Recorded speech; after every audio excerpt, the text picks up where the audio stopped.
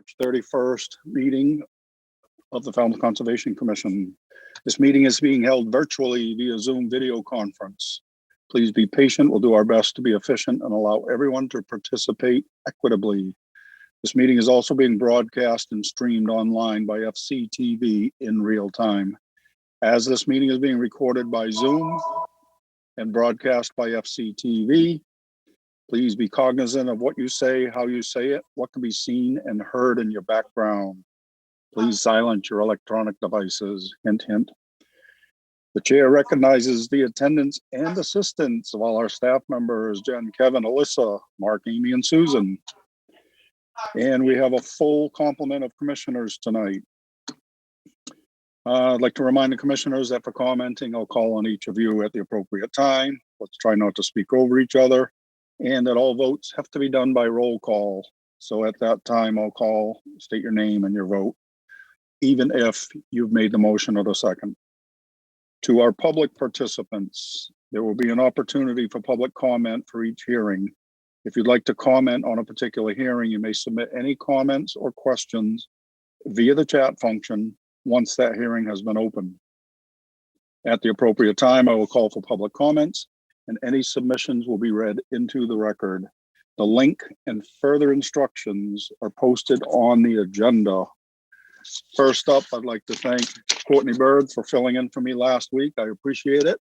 I understand you had a quick and easy meeting because I wasn't bothering you, so thank you for that. Well, thank you. It was lots of fun. All right, first up, vote minutes, March 24th, 2021. Anybody? Did I go silent? Anybody read them? Yeah, well, I read them. I read them and I didn't see any changes. So I'll make a Okay. motion. Okay, I'll make a motion that we accept the minutes as we discussed and has modified in between, and that's enough. Well, I'm not sure I'm seconding. Didn't hear any modifications, but I'll second and allow some modifications if people have them at this point. All right, we have a motion and a second to accept the minutes. Betsy, Gladfelter, aye. Courtney, Bird, aye. Kevin, O'Brien, aye. Maury, Carla Hawks, aye. Pat, Harris, aye. Peter, Walsh, aye. Steve. Patton, aye. For the record, I abstained because I wasn't here. We have accepted the minutes as submitted. Thank you.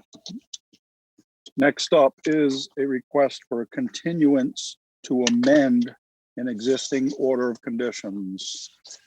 First up is Joe Park, LEC Environmental Consultants, Inc., lots 8 and 9 Pondlet Place and Pierce Place, Falmouth, Mass. Request to amend the order of conditions for Mass DEP 253578 to incorporate lots 8 and 9 into the vegetation management plan by removing invasive species, restoring a native understory through plantings, and establishing a 25-foot wide vista corridor. Jen? Yes, Mr. Chairman, the applicant is requesting a continuance until April 21st. Bird, so moved. Carla Hawks, second. All right, we have a motion and a second to continue this until April 21st. Betsy? Gladfelter, aye. Courtney? Bird, aye. Matthews, aye. Kevin? O'Brien, aye. Maury? Carla Hawks, aye. Pat? Harris, aye. Peter? Walsh, aye. And Steve? Patton, aye. It is unanimous. We have continued this hearing until 4/21. Thank you. Next up are requests for a continuance under an enforcement hearing. First up is Charlotte Mills Sailor, 0 Nashawina, Lot 2A, West Falmouth, Mass.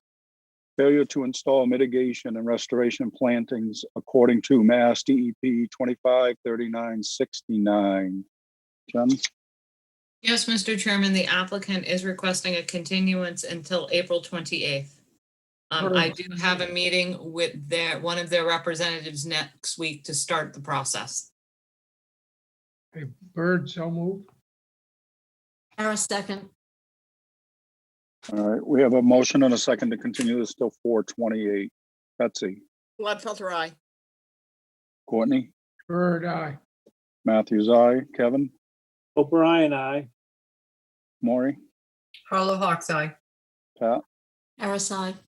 Peter, Walsh, aye. Steve. Patton, I. It is unanimous. We're continuing this enforcement hearing until 4/28.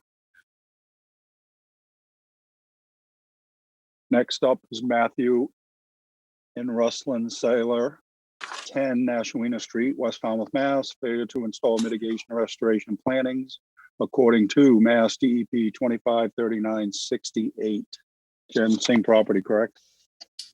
It's the adjacent property. They were I'm sorry. subdivided, but same continuance date, April 28th. Bird, so moved. Harris, second. All right, we have a motion and a second to continue this enforcement hearing until 4/28. Betsy, Gladfelter, aye. Courtney, Bird, aye. Matthews, aye. Kevin, O'Brien, aye. Maury, Carlo Hawks Eye. Pat, Harris, aye. Peter, Walsh, aye. Steve. Patton, I. It is unanimous. We continue this hearing until 4/28. Next up are requests for determination of applicability. First up, Brian and Jessica Shackman, 19 Narragansett Street, Falmouth, Mass, for permission to construct an 8x8 deck. Mr. Newton, Mr. Chairman, staff recommends a -2 under the state and under the bylaw. Resource area boundaries are not confirmed. Carlo Hawks, so moved. Bird, Harris, second. I'm sorry, who's second? I did. Bird, Thank you. We have a motion and a second to accept staff's recommendation of a -2 under the town and the state. Betsy, Gladfelter, aye. Courtney, Bird, aye. Matthews, aye. Kevin, O'Brien, aye. Maury, Carlo Hawks Eye. Pat,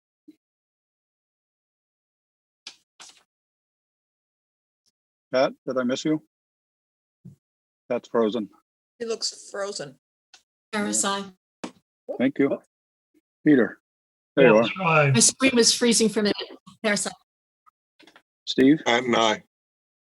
it is unanimous. We have accepted staff's recommendation. Thank you. Next up, Brett Ellis, 55 Boxwood Circle, Falmouth, Mass. For permission to upgrade to a new Title V septic system. Mr. Newton, Mr. Chairman, staff recommends a -2 under the state and a -3 under the bylaw. Resource area boundaries are not confirmed. Bird, so moved. Carlo Hawks, second. we have a motion and a second to accept staff's recommendation. Betsy, Gladfelter, aye. Courtney, Bird, aye. Matthews, aye. Kevin, O'Brien, aye. Maury, Carlo Hawks Eye. Pat, Harris, aye. Peter, Walsh, aye. Steve.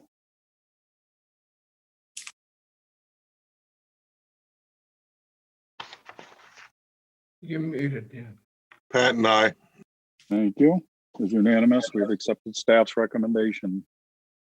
Next up, Michael and Christopher North, 15 Sunset Point Road, North Falmouth, Mass, for permission to convert an existing 2-car garage into a 1-car garage with living space, to construct and maintain a second floor addition over the existing garage, to install a new landing, and to install mitigation plantings. Mr. Newton? Yes, Mr. Chairman, staff recommends a -2 under the state and a -3 under the bylaw. And resource area boundaries are not confirmed. Bird, so moved. Carlo Hawks, second. All right, we have a motion and a second to accept staff's recommendation. Betsy, Gladfelter, aye. Courtney, Bird, aye. Matthews, aye. Kevin, O'Brien, aye. Maury, Carlo Hawks Eye. Pat, Pat, you're frozen. Yes, I'm back. Harris, aye. Thank you. Peter, Walsh, aye. Steve, Patton, I. it is unanimous. We have accepted staff's recommendation. Thank you.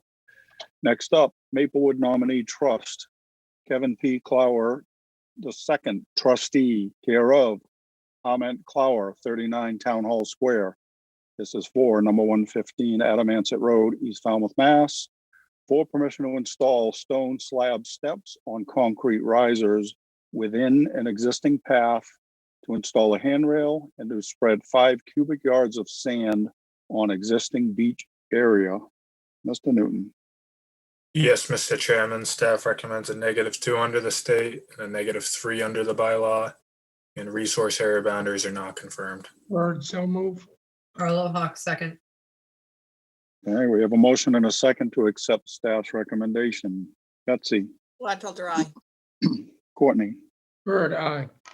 Matthews, aye. Kevin, O'Brien, I. Maury, Carlo Hawk's eye. Pat, Harris, aye. Peter, Walsh, aye. Steve. Patton, I. It is unanimous. We have accepted staff's recommendation. Next up, Christopher Wagner, 87 Mariners Lane, Falmouth, Mass. For permission to construct 3 additions and for all associated grading and landscaping. Mr. Newton, Yes, Mr. Chairman, staff recommends a -2 under the state and under the bylaw. Resource area boundaries are not confirmed. Bird, so move. Carlo Hawk second. okay, we have a motion and a second to accept staff's recommendation. Betsy, Gladfelter, aye. Courtney, Bird, aye. Matthews, aye. Kevin, O'Brien, I. Maury, Carlo Hawk's eye. Pat, Harris, aye. Peter, Walsh, aye. Steve. Patton, I. It is unanimous. We have accepted staff's recommendation. Next up, Larry V. Moore, 232 Bay Shore Drive, North Falmouth, Mass. For permission to install a generator, 2 propane tanks, and to install mitigation plantings. Mr. Newton, Yes, Mr. Chairman, staff recommends a -2 under the state and a -3 under the bylaw. Resource area boundaries are not confirmed. Bird, so move. Carlo Hawk second. all right, we have a motion and a second to accept staff's recommendation. Betsy, Gladfelter, aye. Courtney, Bird, aye. Matthews, aye. Kevin, O'Brien, I. Maury, Carlo Hawk's eye. Harris, aye. Peter, Walsh, aye. Steve. Patton, I. It is unanimous. We have accepted staff's recommendation. Thank you. Next up are requests for hearing under a notice of intent. All hearings of the Falmouth Conservation Commission are held simultaneously under the authorities of the Massachusetts Wetlands Protection Act and the Falmouth Wetlands Bylaw. Although a single decision of the commission is issued, it represents a separate decision, excuse me, under each authority. First up, I'm sorry if I say this wrong, Susumu and Kazuko Honjo trustees, Honjo Nominee Trust, 296 West Falmouth Highway, West Falmouth, Mass. For permission to reconfigure the existing driveway, to modify the front yard landscape, to perform invasive species removal and native restoration, to install mitigation plantings, and for after the fact approval of existing deviations from a previous order of conditions. Jen? Yes, Mr. Chairman, I've promoted Tim Santos and Maria Hickey up to present their project. Thank you. Mr. Santos, whenever you would like to begin. Good evening. For the record, Tim Santos representing the applicant along with Maria Hickey. If you don't mind, I will share my screen. Yes, sir. Can everyone see that? Yes. Yes. All righty. Again, 296 West Falmouth Highway is the location of the property. The resource areas on or 100 feet of the property are bordering vegetated wetland, coastal bank, land subject to coastal storm flowage. Property is currently developed with an existing single-family home, deck, driveway, and some hardscape features. Back in 2005, an order of conditions was issued for the renovations of this existing single-family home. And we're back here tonight looking for approval to expand the driveway in the front yard, as well as some retaining wall and some hardscape features for these areas that are in the front yard, as well as some after the fact approvals of construction that took place between 2005 and the present date that were picked up on the recent survey. These deviations are these stone walls that I'm kind of tracing here, here, and here, as well as the patio and fire pit, and some minor deviations in the deck and the steps. These deviations were discovered on the recent survey that we performed, and we are proposing approximately 1,800 square feet of mitigation plantings that are in the green and yellow crosshatch area right here to offset these deviations. There's approximately a 382 square foot increase in Zone B and a 345 square feet in Zone A. So also under the original application, the applicant was supposed to plant 3,500 square feet to satisfy the DCPC regulation. Those plantings never went in, so those plantings will be proposed in this green hatched area here. And when we did the new survey, we also noticed a deviation of vegetation removed in the upland area along the side yards and some paths. So that equated to or equaled 3,400 square feet. So we are proposing 6,915 square feet of restoration plantings to satisfy the DCPC requirement from the 2005 order, as well as the vegetation that was removed between 2005 and the current date.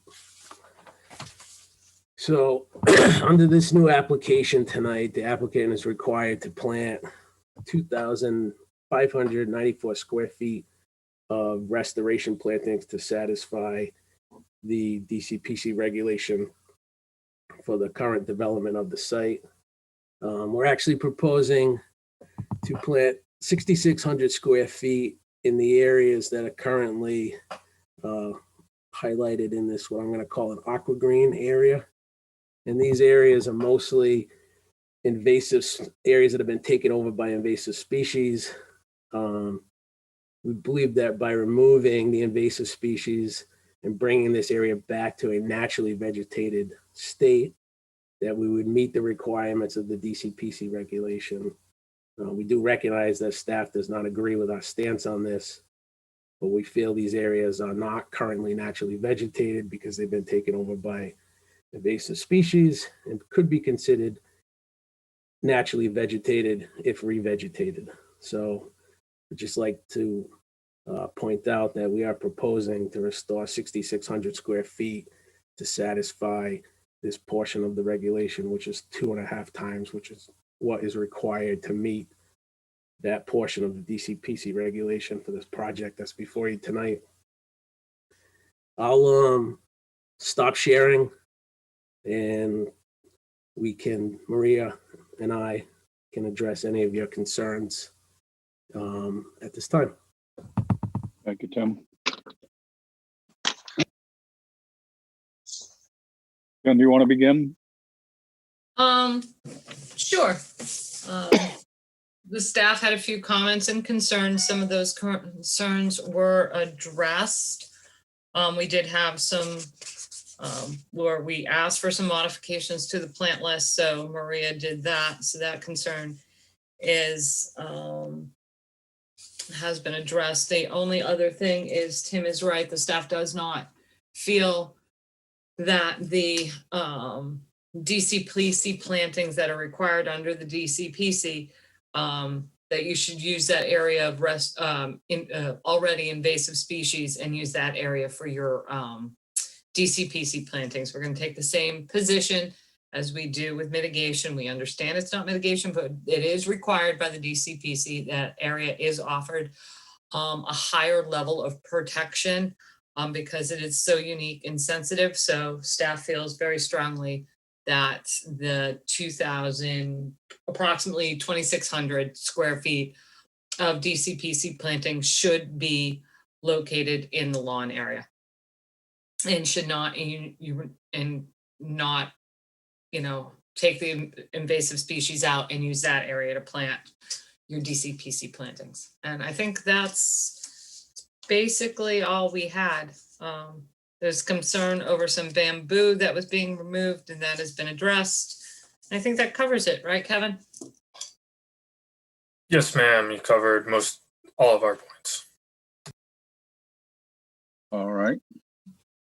Maria, did you have anything you'd like to add before we go on to commission comments? Didn't mean to skip over you. You're on mute. There we go. Can you hear me? Yes. Good evening, everyone. And first of all, Courtney and Betsy, Honjo Nominee Trust is Jason Cohenane, and he wanted me to say hello to you both. Comes from a big running family in the town of Falmouth. We absolutely understand where staff is coming from, where they don't want restoration plantings for the DCPC planted in an area that has invasive vegetation. What I wanted to point out is a good portion of this invasive vegetation, it's the lawn that has runners of ivy running through it. And in good conscience, from a professional standpoint, I wouldn't not want to put a restoration plant in the grass in the lawn area when there's ivy there without first removing the ivy. So I feel responsible that in our permit application, I had labeled these areas invasive species because for me, ivy is invasive. And we really want to remove it from the lawn area before we plant any of the restoration plants. All right.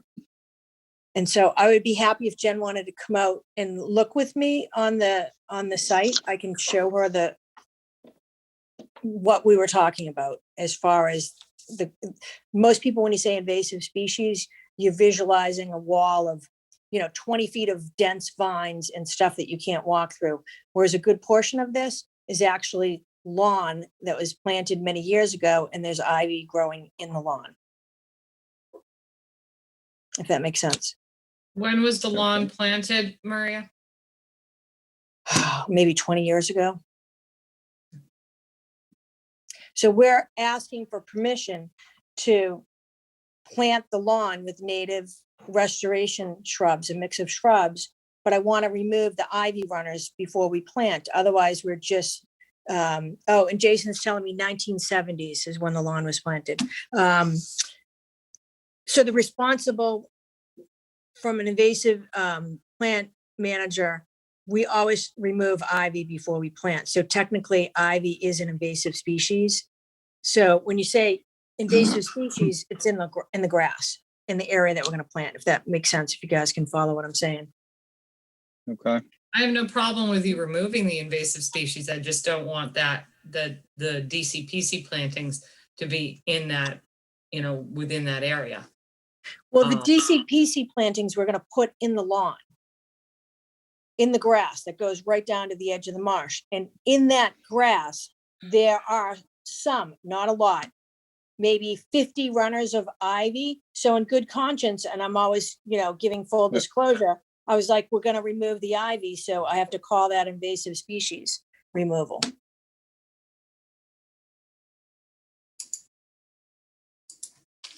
All right. Anything you want to add to that, Jen?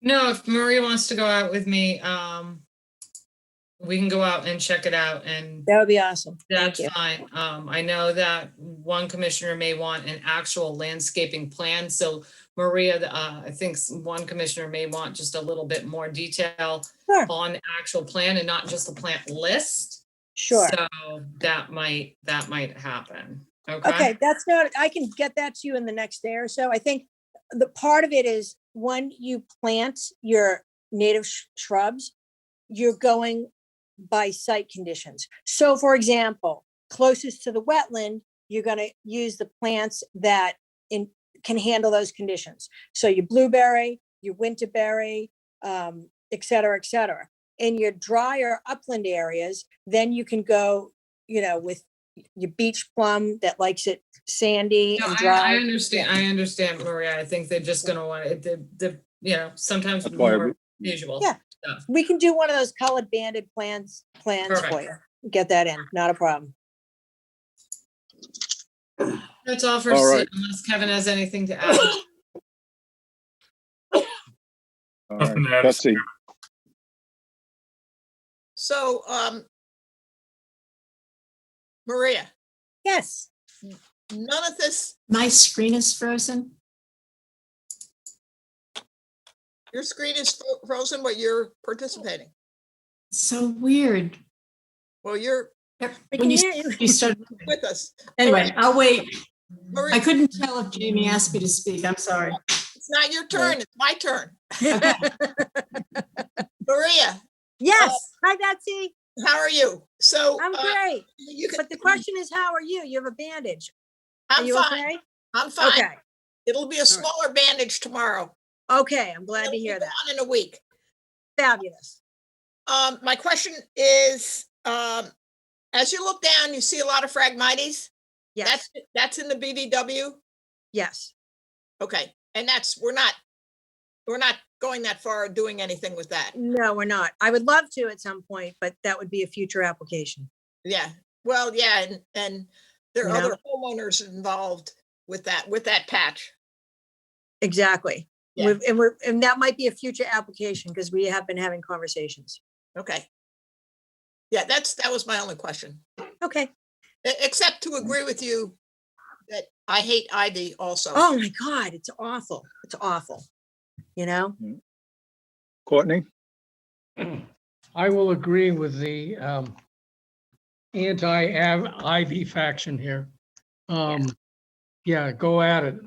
Thank you. Because I don't think it was on the head of our nasty plant list for a long time, but I think it's become so prevalent Ugh. and it is so difficult to remove. And I've just watched it on my own land become more and more prevalent, and I fight it all the time. So It's go at it. terrible. Yeah. Thank you. Thank you. No other questions. all right. I think part of the problem with this is that the ivy being in the lawn is being called invasive, Yes. removal. Because So it is. It's given the, Yeah.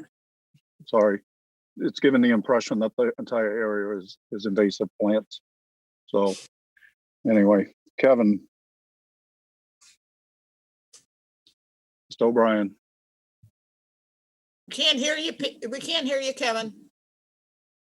you're muted. No comments, Mr. Chairman. All right, Maury, Now that I know that they're gonna be going out with Jen and laying out a landscape plan, I'm fine, thank you. all right. Pat, it's your turn. I hear you. I have a couple of questions because I was confused. I was led to believe that they were removing invasives from an area that is, for all intents and purposes, natural.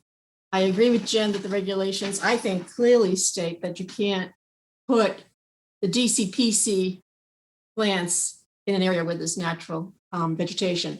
But that's been resolved, if I understand this back and Correct. forth. Is that accurate?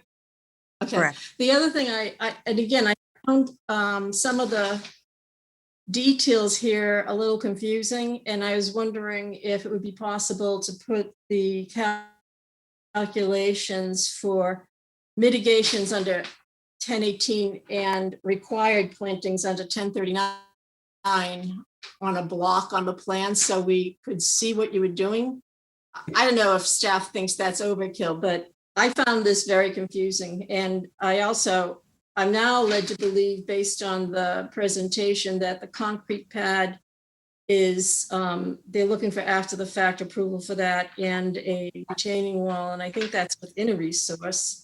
And one of the stone retaining walls is in the zone A, and they're looking for after the fact approval on that. I think that should be discussed. Nothing else, Mr. Chair. All right.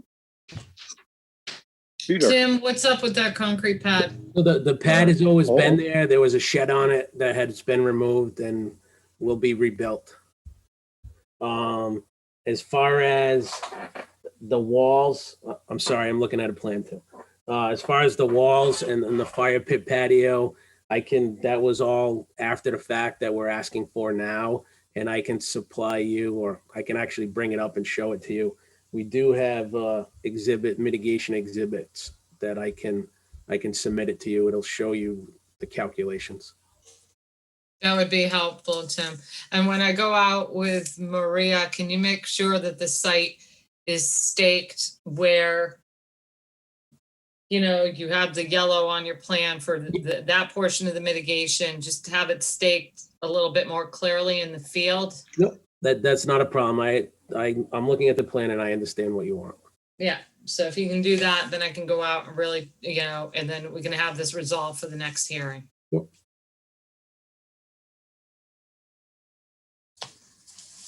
all right. Peter, Okay, I think Jen has clarified it. all right. Steve, Yeah, I agree with Maury's comments. I look forward to that meeting and the results of that. all right.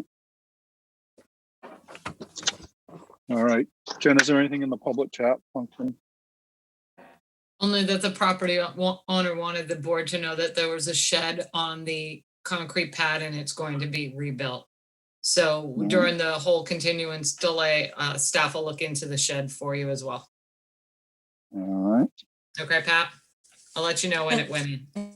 Thanks. Okay. So Tim, what's your pleasure?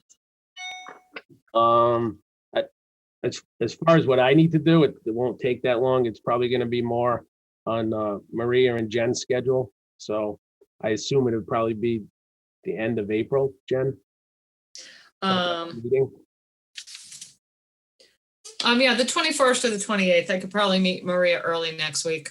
Oh, yeah, I'm free all week. I think 21st, the sooner the Yeah. better, because We'll you take know. the 21st if possible, because I can get everything in by the 14th. All right, let me look at our 21st here. Did I continue anything to the 21st already? I did. I think you I can. think- do I part- think just Jill Park, which is LEC on Salt Pond, is on the 21st. That's continued. That, okay, nope, that'll be good. Awesome. Thanks. Thank I'll you so make a much. I'll make a motion at the request of the applicant to continue this till April 21st. I have a second. Second, All right, we have a motion and a second to continue this hearing until 4/21. Tim and Maria, you're both clear on what we're looking for? Yes. Okay, yes. And thank you so much, and everyone have a happy Easter. All right, you as well. All right, we're gonna take the vote. Betsy, this is for the Blackfeld, aye. continuance. Courtney, Bird, aye. Matthews, aye. Kevin?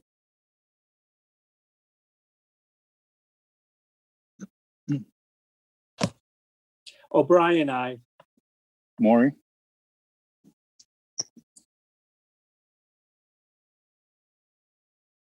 Maury, Lori, you're on mute. Harlow Hawks Eye. Thank you. Pat, RSI. Peter, Walsh, aye. Steve. Pat and I. It is unanimous. This hearing is continued until April 21st. Thank you, Tim. Thank you, Maria. Thank you. Thank you so much. IT, can you move Tim back into the panelist list? He has later hearings, and Maria, I think she just left, so I think we're good. Thank you. Next up, Christopher Muti, 39 Miami Avenue, Falmouth, Mass. For permission to install a 10 by 10 shed and rinse station, remove 2 trees, plant 4 trees, and to install mitigation plantings. Jen? Yes, Mr. Chairman, I just promoted Mike Borselli up. I think he's doing Miami Ave. I am. Okay. Mike, does your property owner want to be brought up as a panelist as well? He's available if there's questions. He Okay, can only be impaneled if necessary. okay, excellent. All right, Mr. Borselli, you're up.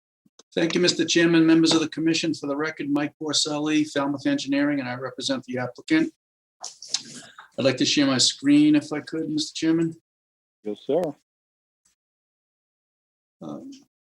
Mr. Muti owns the property at 39 Miami Avenue. It is in the middle of a developed residential area in the Mara Vista section of Falmouth.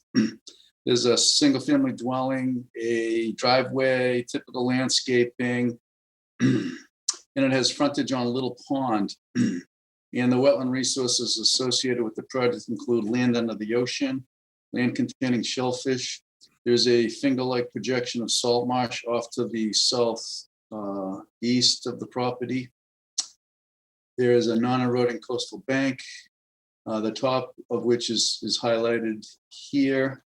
And there's also land subject to coastal storm flowage, the boundary of which is shown in blue, and it has a VE 15, which is basically from the water's edge seaward, and AE 14, which is from the water's edge landward. The associated no disturbance zone A and outer buffer zone Bs are shown on the plan. The most restrictive no disturbance zone A is the 100 foot from salt marsh, which is shown here with a green dashed line. Also for reference is the no disturbance zone A from the top of the coastal bank and the outer buffer zone B from the top of the coastal bank.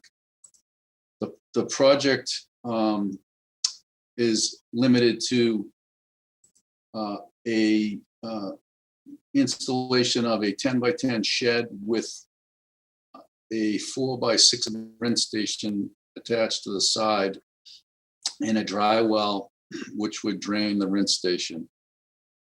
The applicant has very limited room on the property to place a shed, as you can see. And he's trying to put it in a place that doesn't put it front and center in his front yard, but also respects the setbacks from the salt marsh, but also doesn't require any clearing within a no disturbance zone A zone. So after a lot of the consideration and thought, he came up with this location. To install the shed here is a hedge of Leland cypress. We're proposing to remove a section of the Leland cypress. There's a 12-inch oak right here. And there's another 12-inch oak right next to the shed. And Mr. Muti may want to speak to the health of this tree. He's worried about this tree, the health of it. It's diseased and it's overhanging the house. And it's, with your permission, he'd like to remove this oak tree. This is an increase in impervious surface on the site, and in an effort to minimize the net increase of impervious surfaces on the site, because we have limited room to mitigate, we're proposing to remove an area of gravel that was installed back when the house was constructed.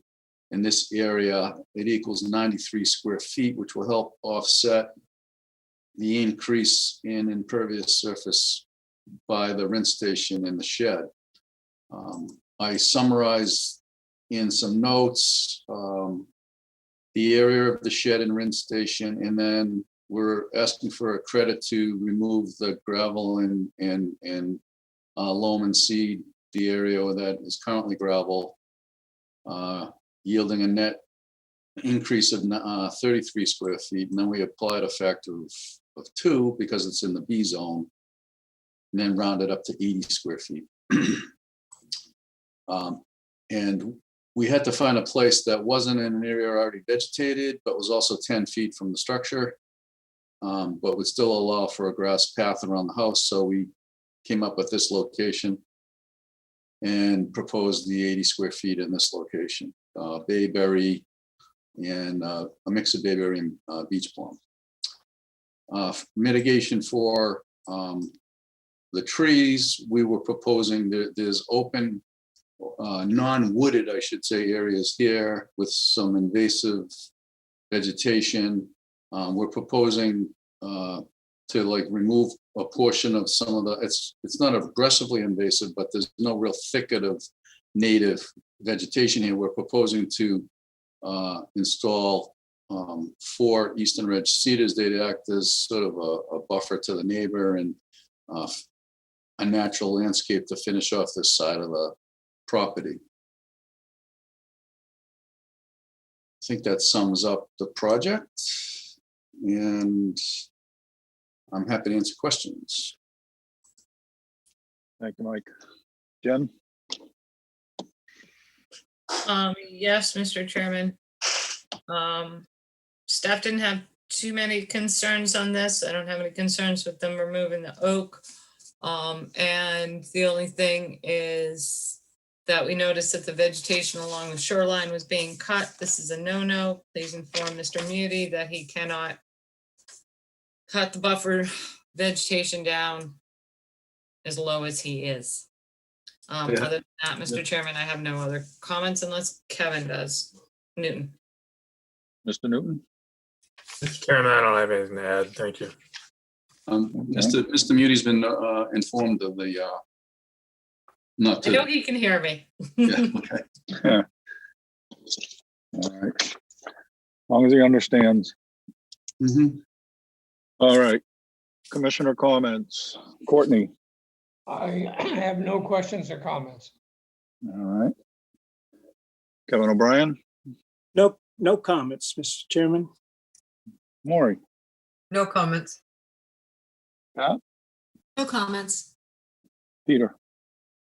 I noticed the bushes being cut and they are unsightly cut, but no further comments. All right. Steve? No comments. Thank you. Betsy? My only comment is I'm a little bit concerned with the 4 trees that are being planted. While there might not be much lower vegetation, that they're underneath a couple of big oaks. So I guess I would just recommend that they pull out a little closer to the house and away from the trees that are there. Mhm. We can shift them around. Yeah, but I mean, that can be conditioned. Yep, I think we can work that out. All right. Anything else? Betsy? That's all, Jamie. Thanks. All right. Jen, is there anything in the public chat function? Yeah. I'd like to make a motion to close this hearing and take it under advisement. Carla Hawk, second. All right. We have a motion and a second to close this hearing. Any other comments, questions? All right. Betsy? Whitefeld, aye. Courtney? Bird, aye. Matthews, aye. Kevin? O'Brien, aye. Maury? Carla Hawk's eye. Pat? Harris, aye. Peter? Walsh, aye. Steve? Pat and I.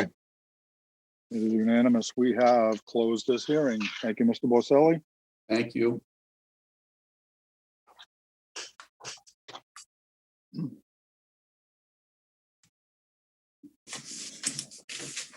Next up, Lady Fair LLC, 44 Jewelers Avenue, East Falmouth, Mass.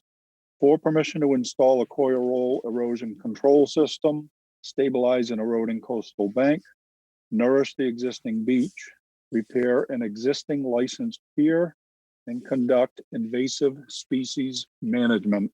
Jen? Yes, Mr. Chairman, Mike Borselli is here to present the project. Mike, is there anybody else? Am I promoting stuff up? Yes. Okay. All right, Mr. Borselli, at your will. Thank you, Mr. Chairman, members of the commission. Again, Mike Porcelli, Falmouth Engineering, representing the applicant, along with Seth Wilkinson from Wilkinson Ecological Design. What I'd like to do is start off the presentation and describe the activities associated with the dock repairs, and then turn it over to Seth to go through the erosion control measures and the invasives management. All right, So I will share my screen, Mr. Chairman. sure. I'll start off with the site plan. Properties at 44 Jewelers Ave. There's a house with an attached garage, lawn areas. It's in the Minot section of Falmouth, Jewelers Ave and Fair Street in Westminster. It's just north of the inlet where the Minot Yacht Club is, and I think most of you are probably familiar with the significance of the current rushing through there and the dynamic changes that have occurred in the channel and the significant erosion along the western shore, basically from Minot Yacht Club along the shoreline heading north to our site, and then the land projects out, and there's a hardened armored coastal bank north of our site. So the property has frontage on Eel Pond. The resource areas include land under the ocean, land containing shellfish. I'll zoom in on this a little. A coastal beach, a very narrow coastal beach today. A low profile escarpment, which is actually an eroding coastal bank. And then land subject to coastal storm flowage, including 3 different boundaries. The blue line indicating VE14 from here seaward, and then there's 2 AE zones. There's a finger-like projection of AE13, and then the bulk of the remaining lot is AE12. There's a licensed fixed pier structure that we're proposing to do some repairs to. I'd like to, if I could, share with you some aerials that were attached to the narrative, notice of intent narrative, just for reference. Here's a 2020 aerial photo, and you can see the fixed pier has no connection to land. Going back in time, this is a 2019, and if you can focus on this landward end, you'll see some changes as you go back in time. This is 2019, and this one's a little fuzzy, but it's up from the town GIS, and it's 2011. And if you look closely, you can see that the pier extended onto the beach to this location. I think that's it. But if you can, I counted these sections of, you can see the pilings. There's 1, 2, 3, 4, 5, 6, 7, 8, 9, 10, or 11 in 2011. And I'll just go to the current state, which is 1, 2, 3, 4, 5, 6, 7. So a significant chunk of this dock has basically washed away. And the reason is because of the erosion that's running through the entrance at Minot Yacht Club is scouring out the shoreline. And the pilings that were here were evidently not driven to sufficient depth. And when they freed up, they fell off, and the dock over time was damaged in this section. So much so that you can't even use the dock. There's no way to get to it. The water depth is shown. The parentheses reference water depth reference to mean low water. And it's interesting to note that at the terminal end of the dock, it's just over 5 feet deep at low tide, 6 feet here. And the water depth going landward actually gets deeper. So there's a large section of deep water here, and then it gets shallow again. That's due to the dynamics of the currents washing through here. What we're proposing to do, this point right here represents the portion of the dock that is currently remaining. From here out remains. What we're proposing to do is replace what is washed away with new dock, driving piles deep, installing the typical structural members that you're familiar with from other docks, and redecking the entire dock with new decking. Because it's landlocked, I guess I should say waterlocked, it's sort of been adopted by the seagulls in the area, and the dock's currently covered with cracked shells and debris, so it's really not it's not usable right now. So the hope is to repair it and maintain it in accordance with the license. The Chapter 91 license was also attached. There's a copy of that here that shows that license structure existing on licensed pier to be in the purpose of this plan was to license it. It's in the same configuration, same location. It had a ramp at the end that landed on the beach, but above mean high water. And the plan now is to, because it extended to a point where it's just above the escarpment, because I guess if you look at this in profile, it would be better illustrated. The profile shows that we're attaching to the existing fixed dock here at these pilings. We're elevating it to provide the public access beneath by ramping up. And then we're attempting to get permission to get it so that it lands above the eroded escarpment here that is going to be protected with erosion control measures that Seth will talk about. Otherwise, it would have to terminate like here, and then there'd have to be a ramp down to just above mean high water, and you basically go up, down, and then have to traverse up and over the bank that we're proposing to stabilize. The cross section of the dock structures here. There was a staff report question about, I guess I'll read it. It appears that the undermined portion of the pier was removed between 2019 and 2020. I think it was really removed over a series of years, a little bit at a time, but definitely there's a significant change in the 2019 to the 2020. And then there's a question, I assume this is Alyssa. How long was this portion of pier? Once replaced, how much additional length is proposed in order for this pier to reach the top of the coastal bank? Those were actually my questions, Mike. Oh, okay. Okay. In response to that, I took a copy of the plan and just put some notations on it. It's the same plan. I just flagged out some dimensions.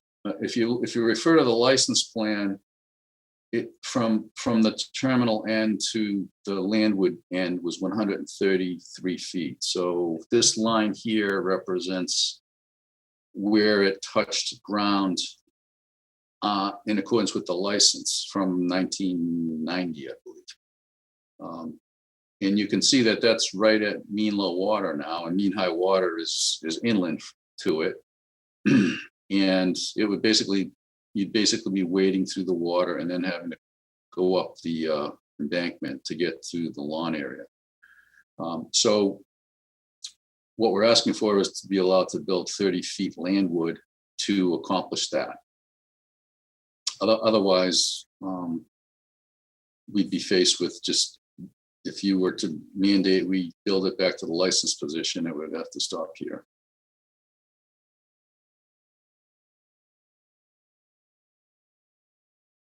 I think that sums it up.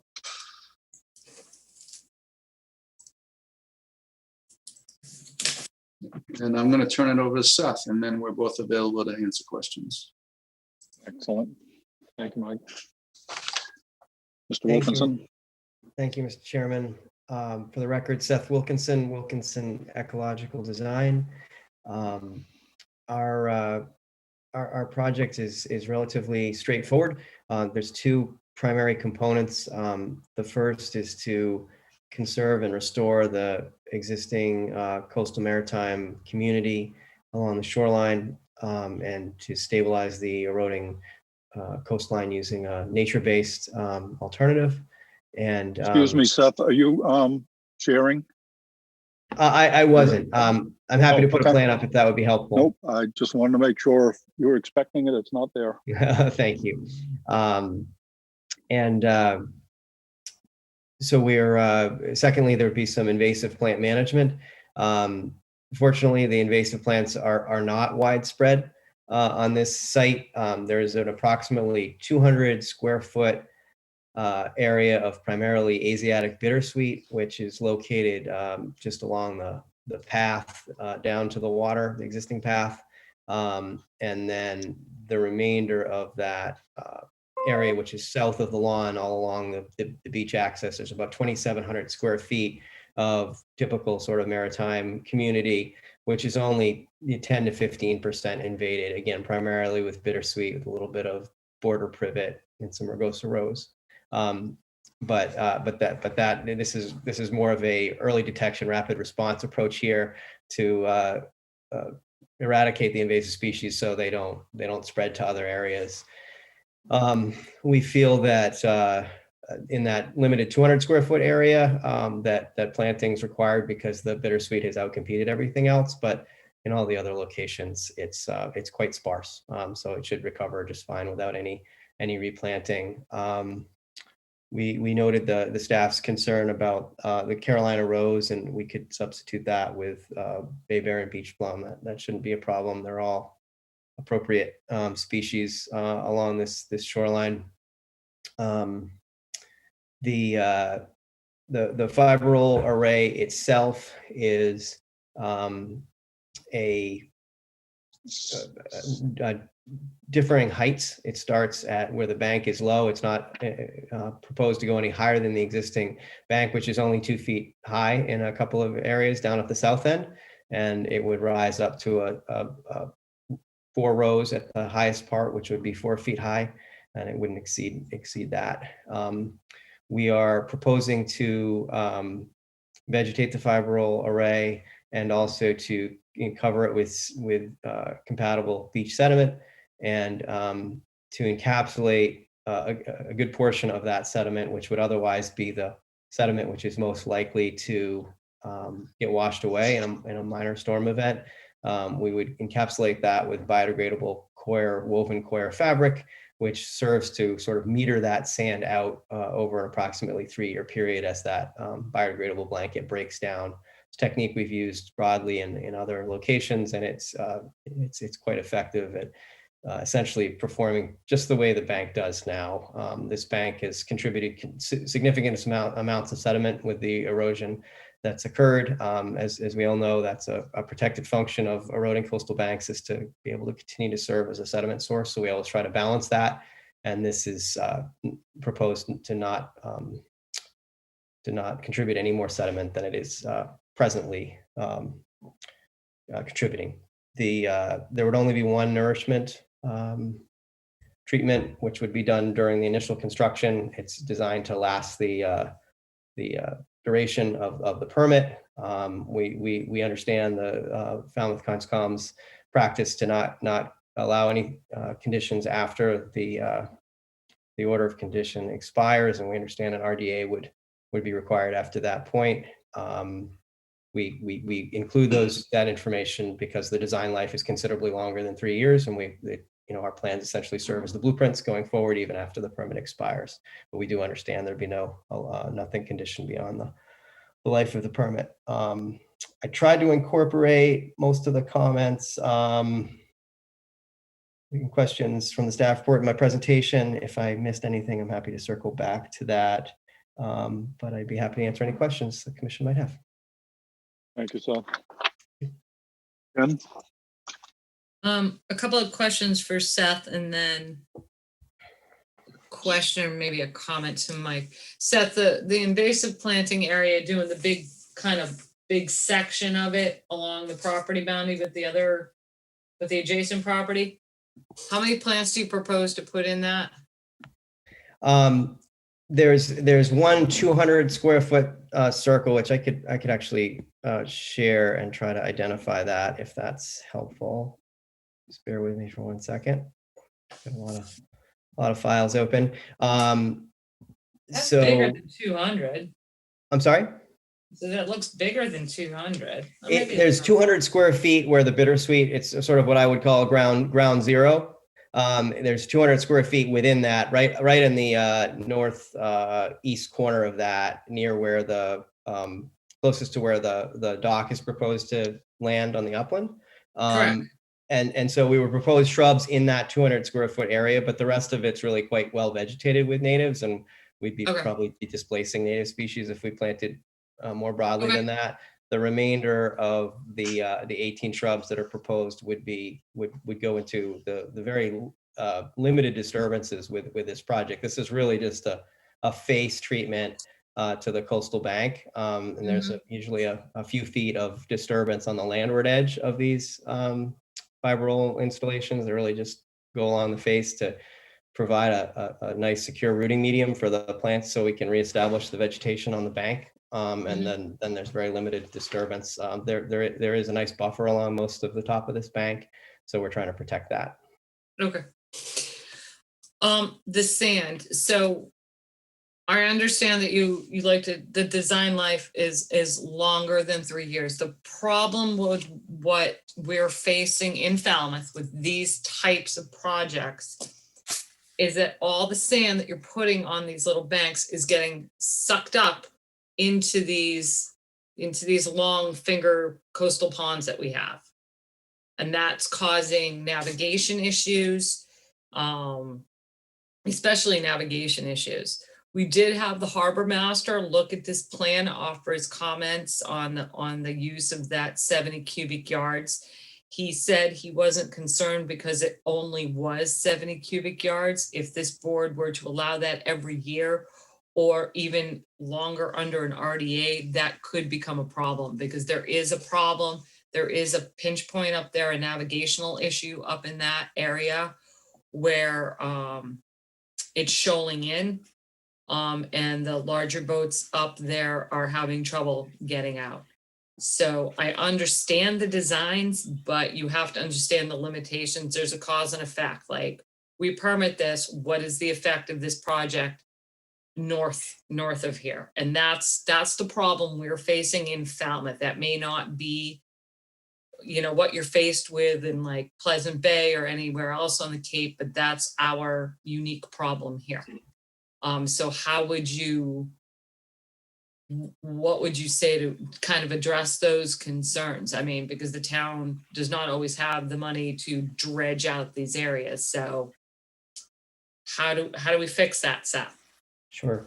Through the chair, I think it's actually not unique to Falmouth. It's in the state regulations, and I believe it's in your bylaw as well, that when a bank is eroding, it is, and that's the primary reason we propose the sand nourishment. It does have some beneficial effects on the life of the coconut fiber, but the intervention will last quite some time without sand being placed on top of it.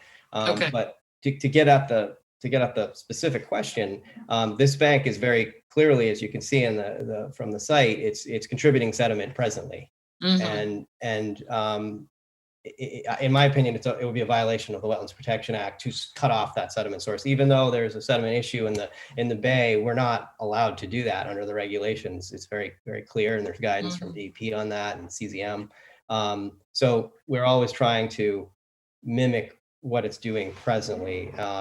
And I think that's what we've done here. It's a pretty moderate, it's 60 to 70 cubic yards over a 3-year period. It's a very limited amount. And I would say it's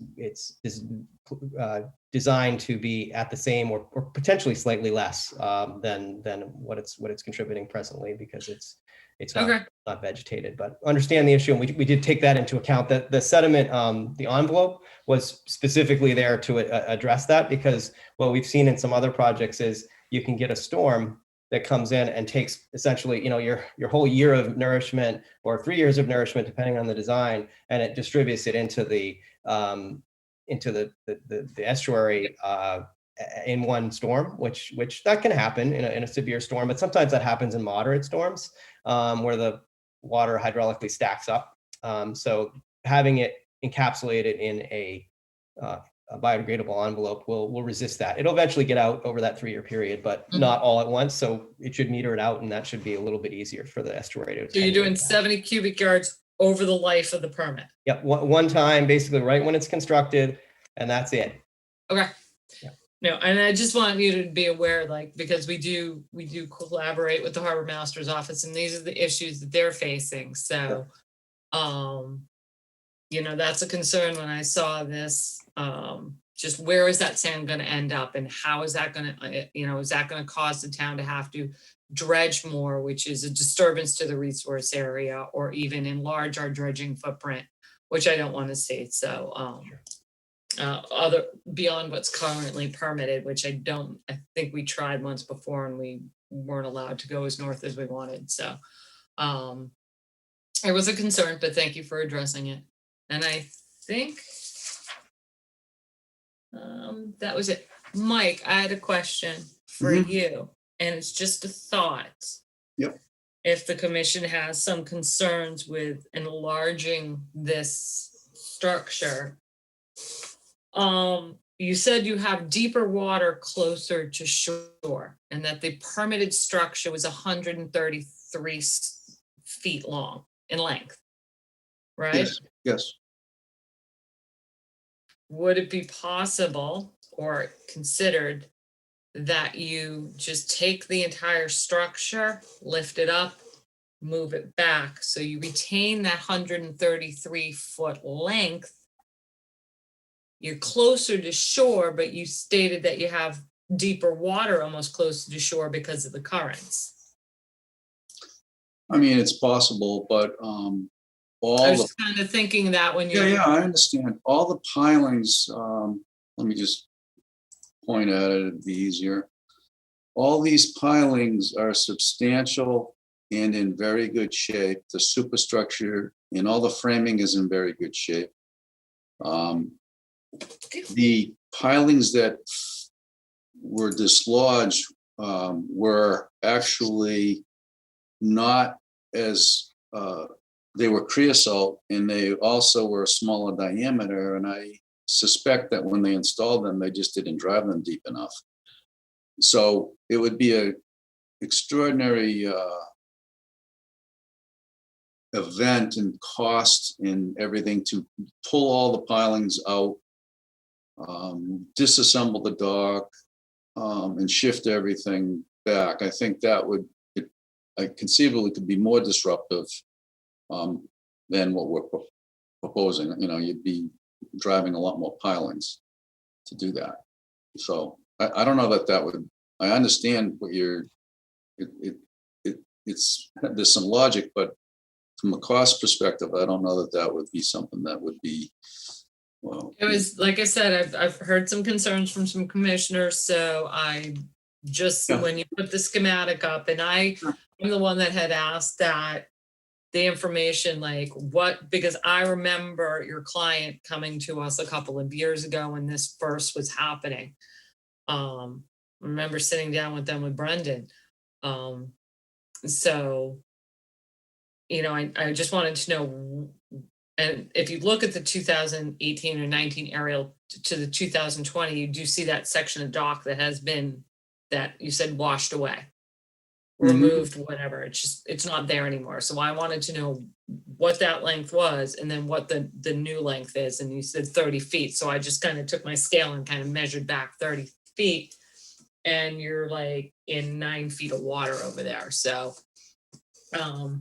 just a thought, something that the board can consider. Yeah, I'm very much aware of your, That's it, Mr. Chairman. I'm aware of your regulation about extensions of docks and velocity zones.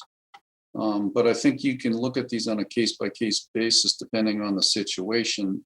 And I truly think when the regulation was contemplated and written, it didn't contemplate extensions landward. It didn't want to make docks into the water body. Now, technically, it's an extension, but and I'm not going to mention other cases because I don't want to be accused of pointing at precedents and things like that. We're just trying to make this so you can access the dock. No, and I understand what you're doing. Like, I understand, Mike. I understand the project. I was just, like I said, I heard some concerns this afternoon, so I'm just like trying to think it through. That's all. I understand. The applicants are getting older. I'm trying to find a diplomatic way to say that. So access to the dock is getting more difficult. Yep. So. Is it Mr. one Newton, do you family? have back anything in to front? add? It was a series of families that own this, or It's like a legacy home. There's several families from several families. That's what I thought. that use it from, over the years. It's like the retreat for the family. Okay, thank you. Anything, Kevin? Do you have anything to add, Newton? No, I don't. Thank you, Mr. Chairman. Okay. All right. I agree. I mean, it's having an extension. I agree. I don't think it was intended to be going landward versus outward, but it also doesn't make sense to have a ramp going down onto the beach and then climbing up the road and coastal bank. So, all right, we're going to start with commissioner comments. We'll start with Maury. There's a large oak and I'm not sure if it's on this property, because I couldn't see property lines out in the field. Is a large oak part of this project? And if it is, it's not on the plan. There's Mariner Oak. It's in on photo page 3 of the Wilkinson, I think. It shows the picture of it.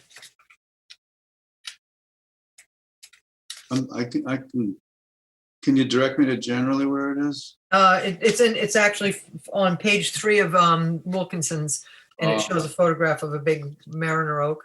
I mean, can you direct me like on the site? I think it's in the northeast of the dwelling, just barely within the road layout. Like, No, right on the shore. It's right on the shore. See your picture 3? Yeah, I'm going to that right now. On Sorry. page 3, the photograph of the house with the eroding coastal bank. To the right of the house is a large oak. I just didn't know if it's theirs. Well, I can certainly add it to the plan. I was looking at my plan to see if you might have missed it on the plan. It's not on your plan, that's why, but like I say, the way the land form is, it appears to be their property, but I'm not sure because I didn't see a property line. But if it is, I just wanted to know how you're going to protect that tree when you put your erosion core logs in. Yes, I think I do know the tree that you're referring to. And yeah, we are trying to protect that tree. So the You are going to fibrils- protect that tree. Yeah, the fibrils would basically go right up against the bank, which is protecting those roots, so that we can try to stop any additional soil loss. But that is a goal, to protect that tree. Okay, it will be in the findings that tree will be protected. Secondly, you keep, in a lot of your narratives, this again, not to you, Mike, but to Mr. Wilkinson, I'm really against the low volume foliar spray, and you say you won't really use it. But again, I think we should put in the conditions that there is no low volume foliar spray. It's a very minimal area. I just think that we've been very liberal in allowing a lot of herbicides in our resource areas. And this is such a small project that you can do it by hand. or wipe, but not spray. That gets to be too easy for everybody after a while. That's all my comments. Thank you. Thank you. Pat, You know, I'm trying to find a way to say that this is okay. And it seems to me that in 1988, when the Chapter 91 license was permitted, it was in a velocity zone. And this is a grandfathered structure that has been to be reconstructed after the storm damage requires the 30-foot extension. I mean, we're already 133 feet, which is longer than that allowed under current regs. So I think we're dealing with a different kind of animal. I just, these are just random thoughts, nothing else. Thank you. thank you. Peter, A question for Mike. If the dock was repaired to the original license, where exactly would the dock end? Is it in the water, between mean low water? I can show you with this illustration. It would end right here, which is right at the mean low water line. So as the tide from mean low water and an incoming tide, the ramp would be under, the beach would be underwater. You'd wade through the water here on a sandy beach and then have to gain access up over the new erosion protection. I suppose we could leave a gap and ask for permission to put some stairs and not. Okay, well, you have answered my question. Thank you. Mhm. Steve, Yeah, I think the erosion control program has to work. And I think that's the best soft solution we could come with. The dock, on the other hand, the regs make it difficult, but I think it's a much better solution than either ending in the water or in fact having to climb up what has become a significant coastal bank. So I'm not sure what to do, but as the chairman said, I think the regulations were considering moving seaward, not landward, but it doesn't say that. Thank you. Betsy, So I take a little different view from this. I sort of take an overview, and if you look at the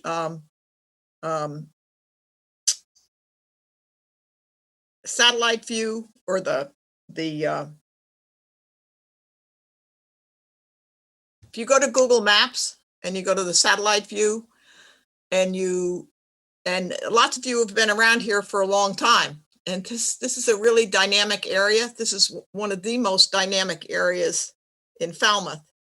And you can look at off that spur of Washburn Island that goes over to the yacht club. You can see groins that are out in the ocean. So this is all changed, and I suspect if we don't have any major storms that punch a hole through that spur of Washburn Island, which could happen, then this solution, this dock, probably will last for a while. But should there be a major change in the hydrodynamics of that area, that change where our regulations sort of are built for a static world, that you permit something and this is what it looks like now, and you think it's going to look like this forever, but in fact it's not going to look like this forever. So I think we have to make a decision that'll be the best for the environment and the best for the homeowner. I mean, they have a dock, they have a licensed dock, but, I mean, Mike said that she's being very tactful about age, I notice. But he said it might be a challenge for people who are a little older, like Courtney and me and Kevin and maybe you, Steve, maybe you, Peter, might be a little challenge. Well, it would be a challenge for anybody to use that dock right now. I mean, basically, it's not usable. Right. So, yeah, I mean, I think you know, this is what you're proposing, Mike, and I think we'll just have to, you know, and I think the people have a right to have a use of a dock there. I mean, in an ideal world, we wouldn't have any docks there because it's in the velocity zone and it's actually a very active area. But I think that Seth's stabilization of that at least will minimize further erosion, further digging into that area. So it's going to last for a while unless there's some major storm. I don't know how many, I'm trying to think. Maura, you probably were on it. Courtney, you were on it. I don't know if anybody else was on when the Waterways Committee came to dredge here. And, you know, you can look again on the satellite view, you can see where the channel is. And their problem was they said we dredged this channel, but as that gap between Washburn Island and the yacht club became more narrow, the way the water flowed, where they dredged got filled in again. I mean, that's what's happened. It's this sediment just is moving around, and if you dig a hole, it's gonna fill in. So anyway, this is a difficult area. And it's a combination of sea level rise and what happens with these barrier beaches over time.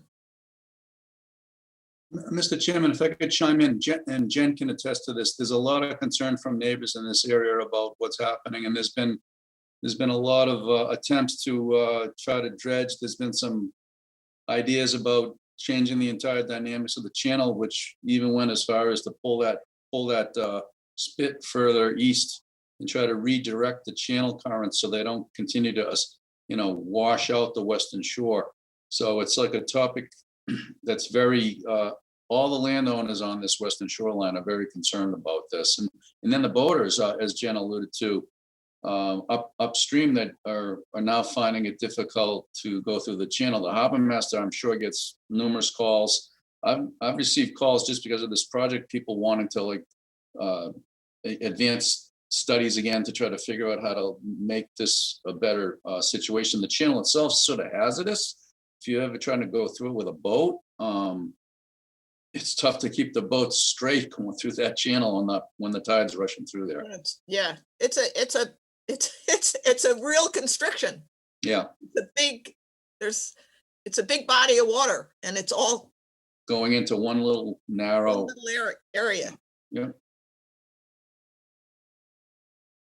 Anyway, that I don't really have any questions, but I think it has to be considered in a, you know, you have to see the context of this area. I mean, it's not Mike's job or Seth's job to solve the problem in that area, but it's a huge problem. Well, we can usually count on Mike to solve these problems, so we're kind of looking for that, but, all right, Courtney. My screen has gone blank. I don't know whether it's internet problems or computer problems. I'm getting the audio, and I'm hoping you can hear me at least. We can We see can hear hear you you, and we can see see you, you. Courtney. Yeah, okay, because I can't, I've got a blank screen and I'll have to fix it later. But anyway, first of all, I want to second what Betsy says and some of the other comments. in many respects, the situation we're looking at here is like a punctuation mark added to the end of that article in the Sunday Cape Cod Times in which Seth was quoted extensively. We're faced with a pretty dynamic situation, and the coast is very dynamic now. You've got sea level rise. You got all these factors, and what you do in one area has repercussions in another. So, the stabilization techniques that Seth has proposed, I think, we'll just wait and see whether they work. As to the dock, yes, I suppose if you're looking at this purely as a technical thing, we've got some issues in terms of permitting. The other hand, I think that has to be tempered with our findings that this is a practical, what Mike is proposing is a practical solution to a problem that, as Betsy pointed out, our regulations didn't exactly anticipate. And so I think we can make findings to approve the project as suggested. At least that's my thinking. It's a practical solution to a problem, and I think has less economic impact than if we were to insist that, for example, the dock remain to be 100 feet longer and no longer and so on.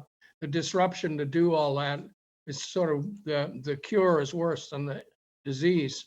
So anyway, those are my comments. Thank you. Mr. O'Brien.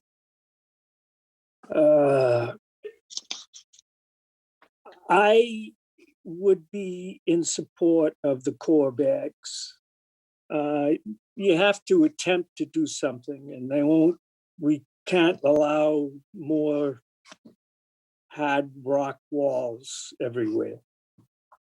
However, when we get to the point about the length of the dock, as someone who was convinced to vote against lengthening a dock in a velocity zone just shortly ago, and felt kind of it was the legal decision to make, I don't know as I could support solving the problem for these people by allowing an extension, landward extension of the dock.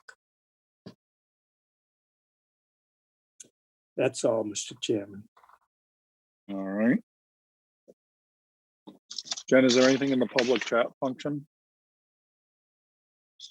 No, Mr. Chairman. Thank you. All right. Are there any other comments or questions? So we don't really need any more information, do we?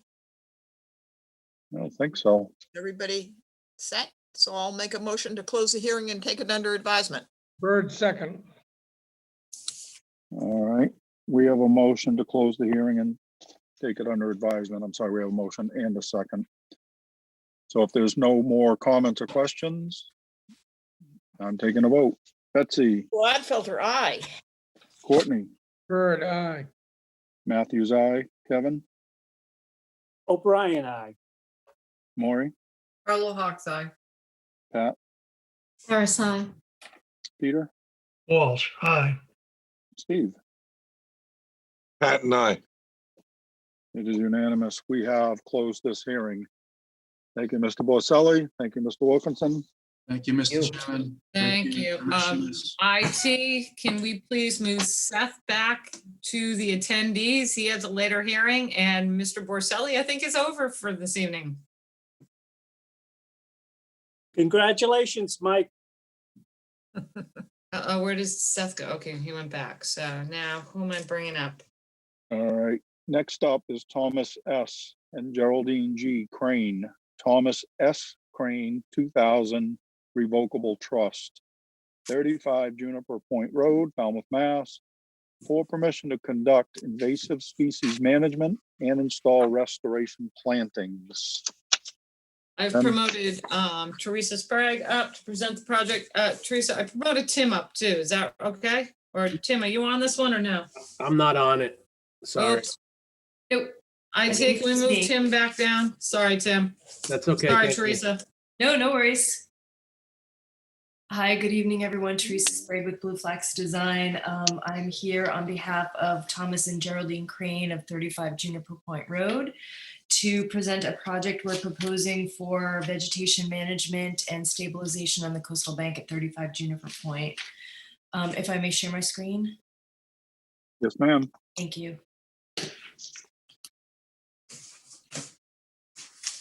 I believe you're seeing on the screen the plan that was completed by Holmes and McGrath in September of 2020, which was completed for the request for a certificate of compliance for the redevelopment of the property at 35 Juniper Point, in which the existing dwelling was renovated or redeveloped and native plantings were installed. For our purposes, however, we're focusing on the coastal bank area of this property. Resource areas on the site include land under the ocean, land containing shellfish, coastal beach, coastal bank, and land subject to coastal storm flowage. We have a velocity zone at elevation 15. What we're proposing on this project is entirely subject to vegetation management, mainly invasive species management on the coastal bank and directly at the top of the coastal bank area. So we have approximately 8,400 square foot area noted on our plan on the coastal bank and directly at the top of the coastal bank, of which 30 to 40% of the area is currently colonized with invasive vegetation. We have a mix here of some black swallowwort, multiflora rose, English ivy, rugosa rose, vine honeysuckle, and some sycamore maple with some gray willow. Native vegetation includes a mix of oak, cherry, bayberry, and then we also have some non-native Japanese black pine located on the bank.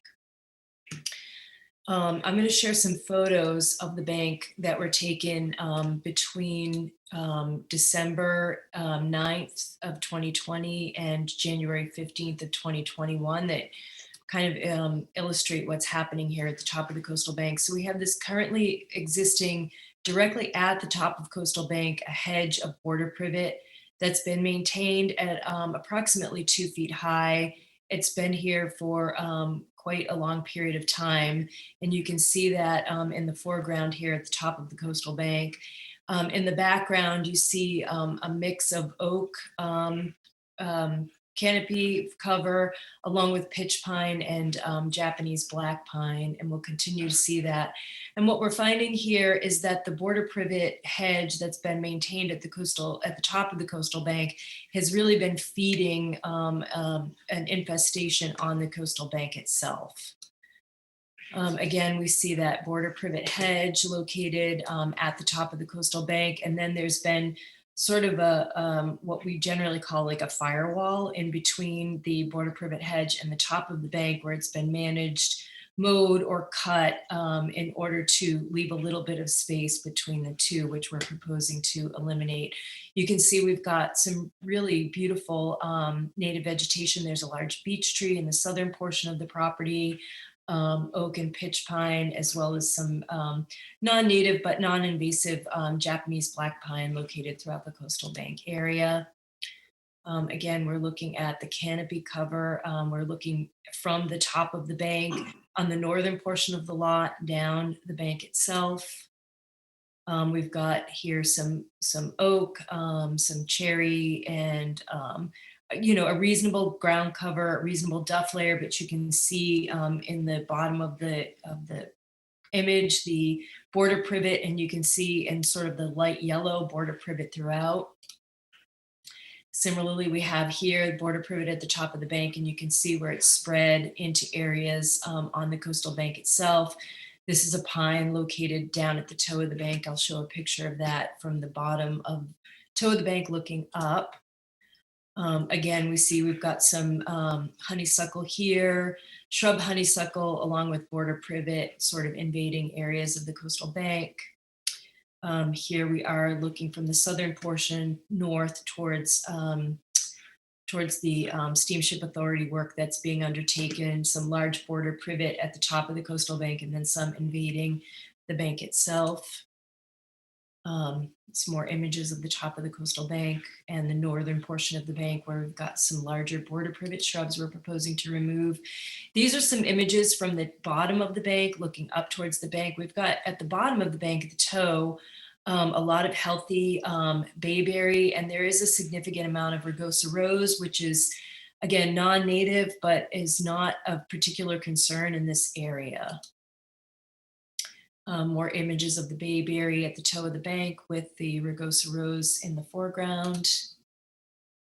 Images looking towards the southern portion of the bank, and we've got a little bit more of a tangle of invasive vegetation mixed with native bayberry.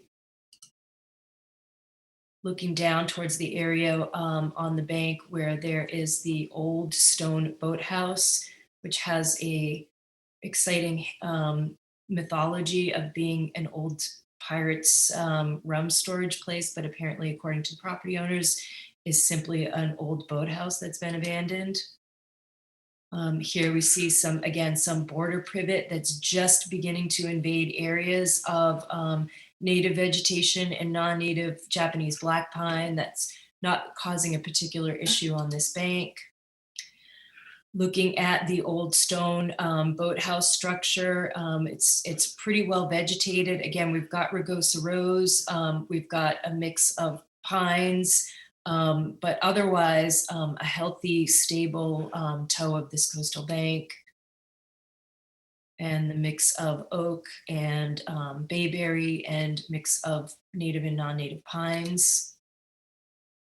As we walk through here, this image was taken in December. You can see a little bit more clearly the border privet holding its leaves. So there are some spots on this bank that are more heavily invaded with the border privet and require a little bit more invasive species management than other portions of the bank. From the top of the bank looking down, we see the English ivy is mainly located right at this time at the top of coastal bank, which we would be proposing to remove and manage. Some more of that border privet looking down at the bank with the mix of native canopy. And again, some images of the bank itself and the top of the coastal bank as we look north. So we are proposing, whoop, you don't need to see my Spotify images, that's for sure. So we are proposing to do some invasive species management on the coastal bank and to restore the areas where invasive species vegetation is going to be managed with a mix of maritime shrub plant community, including black chokeberry, bayberry, winterberry, rose, and arrowwood viburnum. We are proposing to entirely remove that border privet hedge that's located at the top of the bank and restore that with a winterberry hedge. One of the issues here for the property owners is, as we've described in our land management plan, this is a really steep coastal bank. So the privet hedge has mainly been kept in place to prevent people from accidentally going over the top of the coastal bank, so providing that barrier there.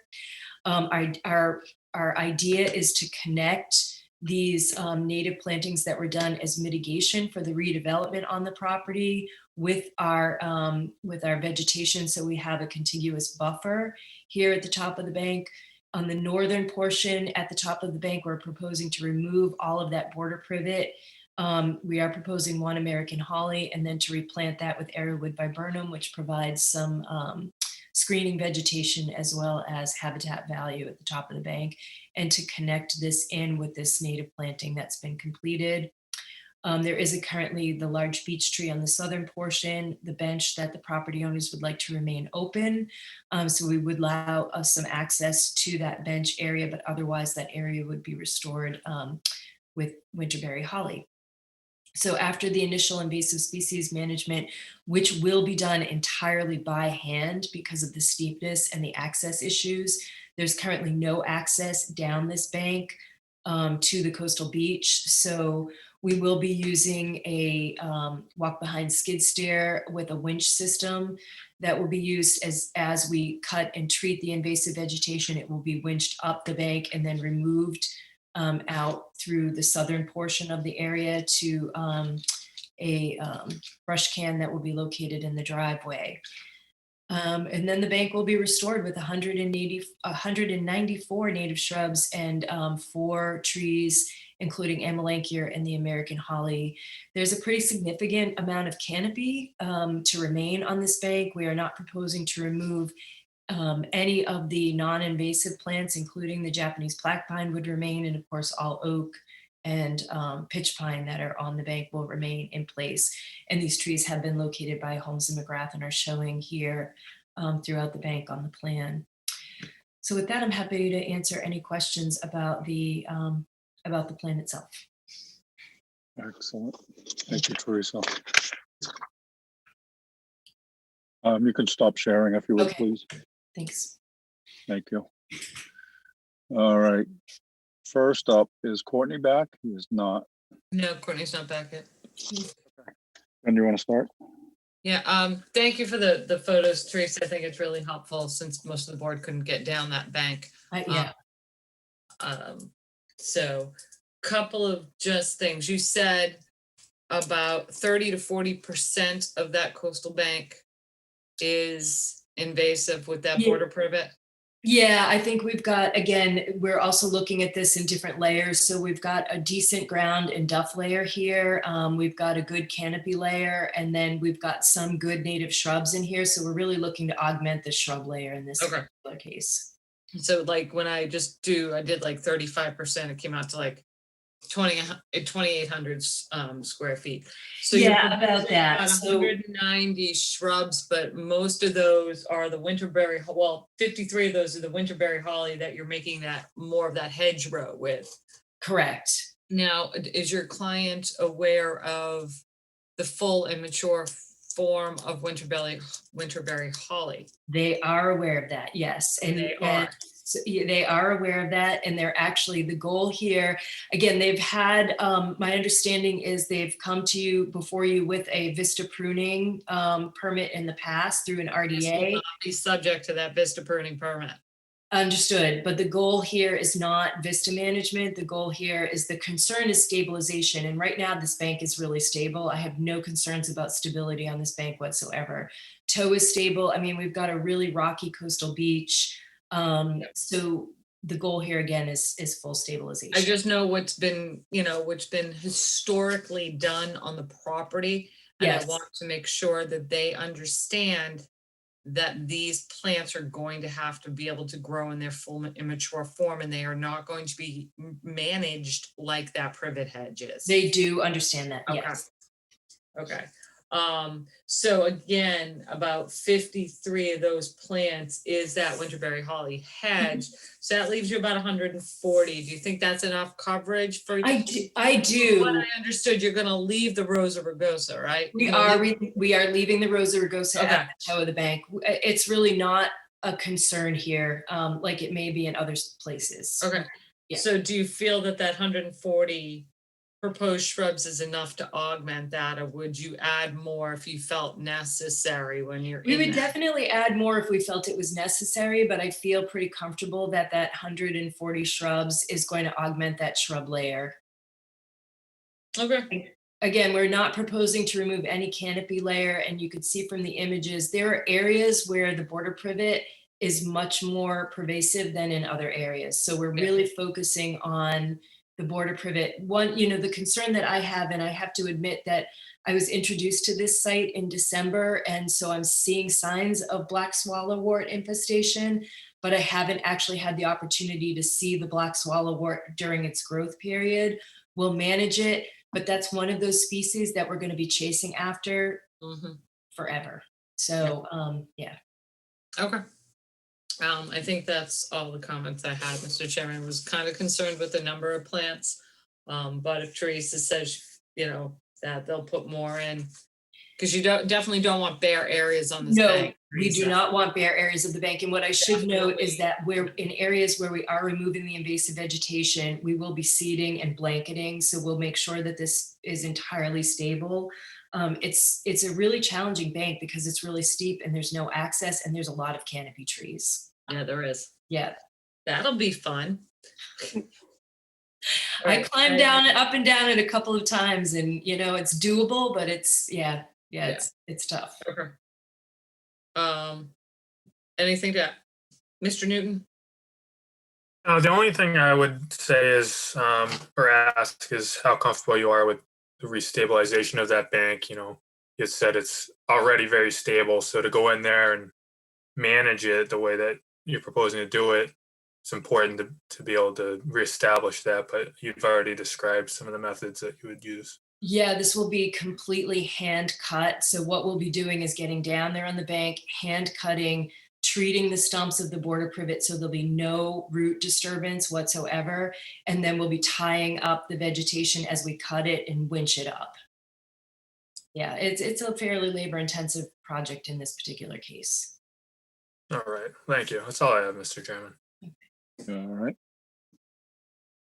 Pat, we're gonna start with you.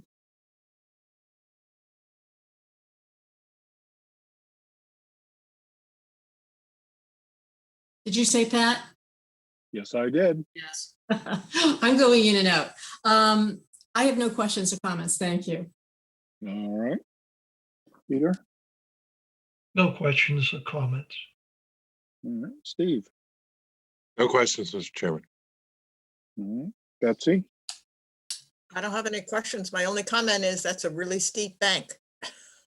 It is. All right. Courtney's not in. Kevin? No comments, Mr. Chairman. All right. Maury? I only had one question. Now that you've explained everything, that all the trees are going to remain. On the jute mat, after you're going to flush cut the privet and treat the sprouts, and then you're going to cover the larger areas only with the jute mat? We are to blanket the entire bank and to cut the coconut. So we'll use a coconut straw mat, not a jute, and to cut the coconut straw mat around areas where we've got a significant amount of canopy trees. It actually just weakens the blanket and it's not as effective. So we're really going to be focusing on some of those larger areas that I showed in the photographs where we've pretty much got only border privet.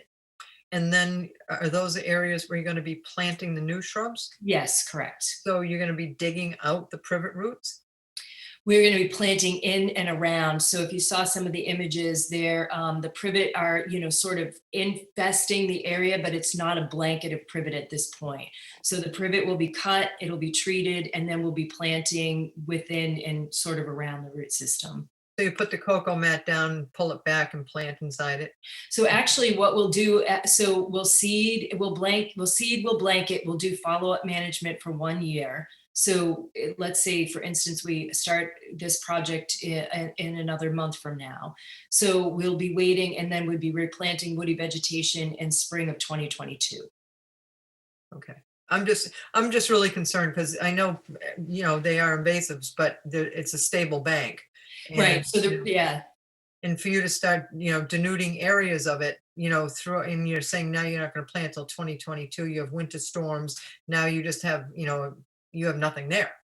Well, we'll be seeding the area and it will be covered with blanket and the privet will be cut. The root systems will remain in place. So there'll be no soil disturbance whatsoever on this bank. The only soil disturbance that will happen is a year from now when we actually go to plant the woody vegetation back.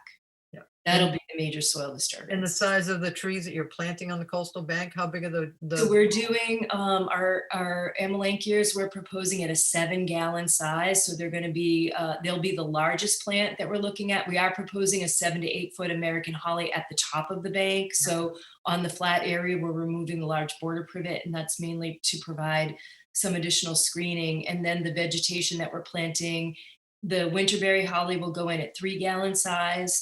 We are proposing the vegetation on the bank at a 3-gallon size, but we can use anything from a 1 to 3-gallon size. in order to minimize the amount of disturbance. I would recommend smaller only because it's adaptable. Yeah, I in a agree. harsh Environment, the Amelanchias, it's even at 7-gallon. I mean, I'd Yep. rather see, little small, cedars or black pines or oaks or something put on. Digging a 7-gallon hole is going to be a way larger hole in that coastal bank. And I know there's only a couple of them, but I just feel Yeah. that more smaller would be better than several larger. But Sure. other than that, I think it's a good project. Thank you.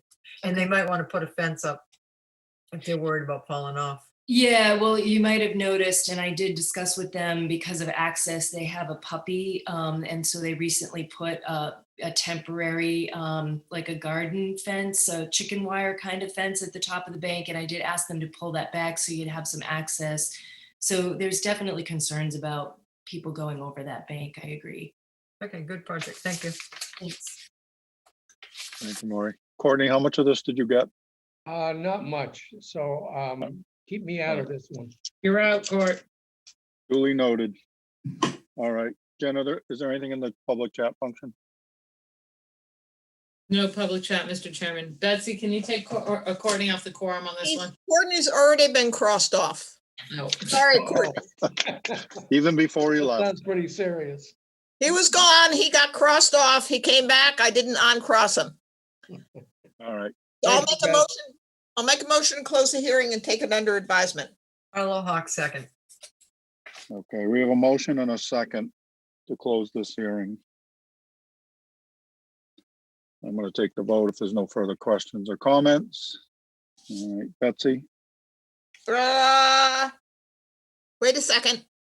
Before we vote, Jen, I have no DEP number. It does have a DEP number. We got it late today. Thank goodness. Do you want to give it to me so I can just put it on? Or I don't need to. I have it available if you need it. All right. It's 254638. Thank you. Thanks. In that case, I'll say Gladfelter, aye. all right, Matthews, aye, Kevin, O'Brien, aye. Maury, Carlo Hawk's eye. Pat, Harrison. Peter, Walsh, aye. Steve. Pat and I. All right, it is unanimous. This hearing is closed. Thank you, Teresa. Thank you. Have a Lisa, good you done evening. for tonight? You're not on another one tonight, are you? Nope, that's it. All right. Good night. Okay, Thank you. Thanks. All right, good night. Thanks, everybody.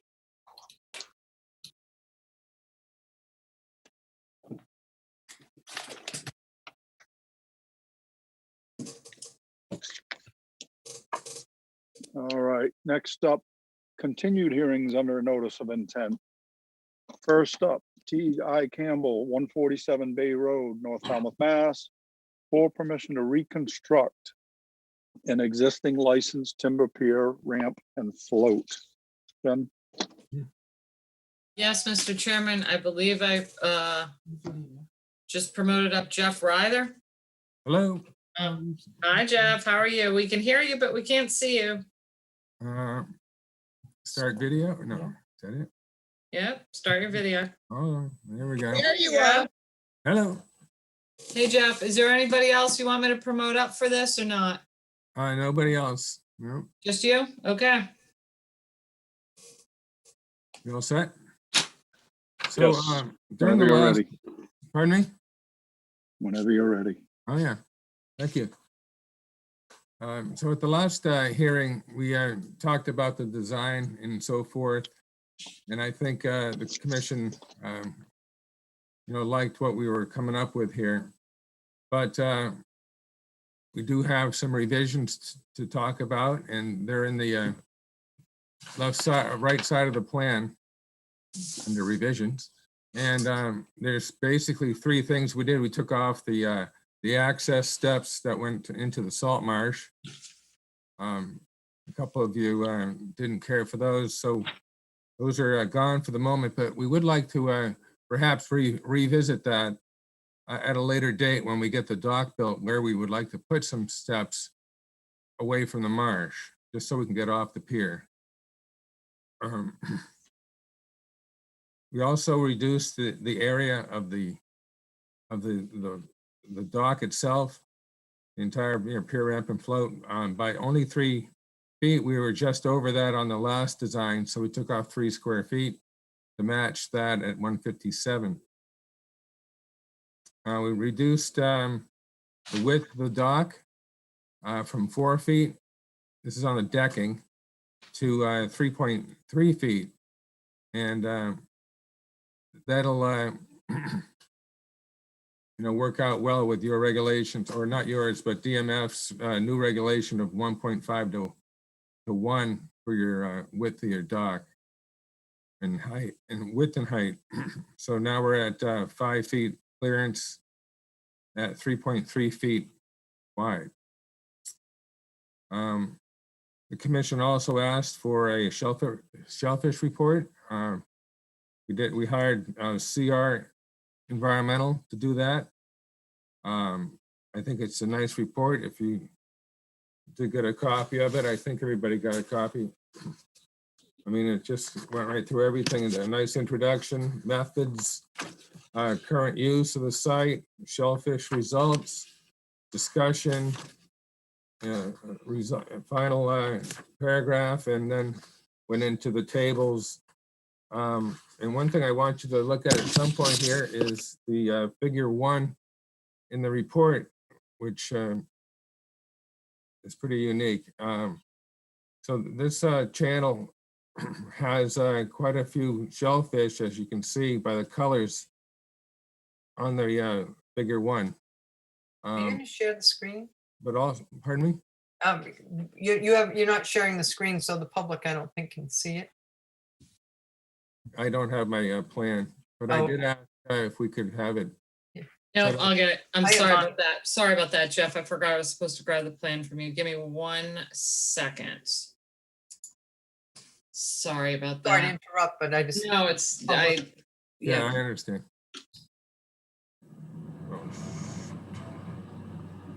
gonna jump onto the server here. Sorry about that, Jeff. No problem. Connected.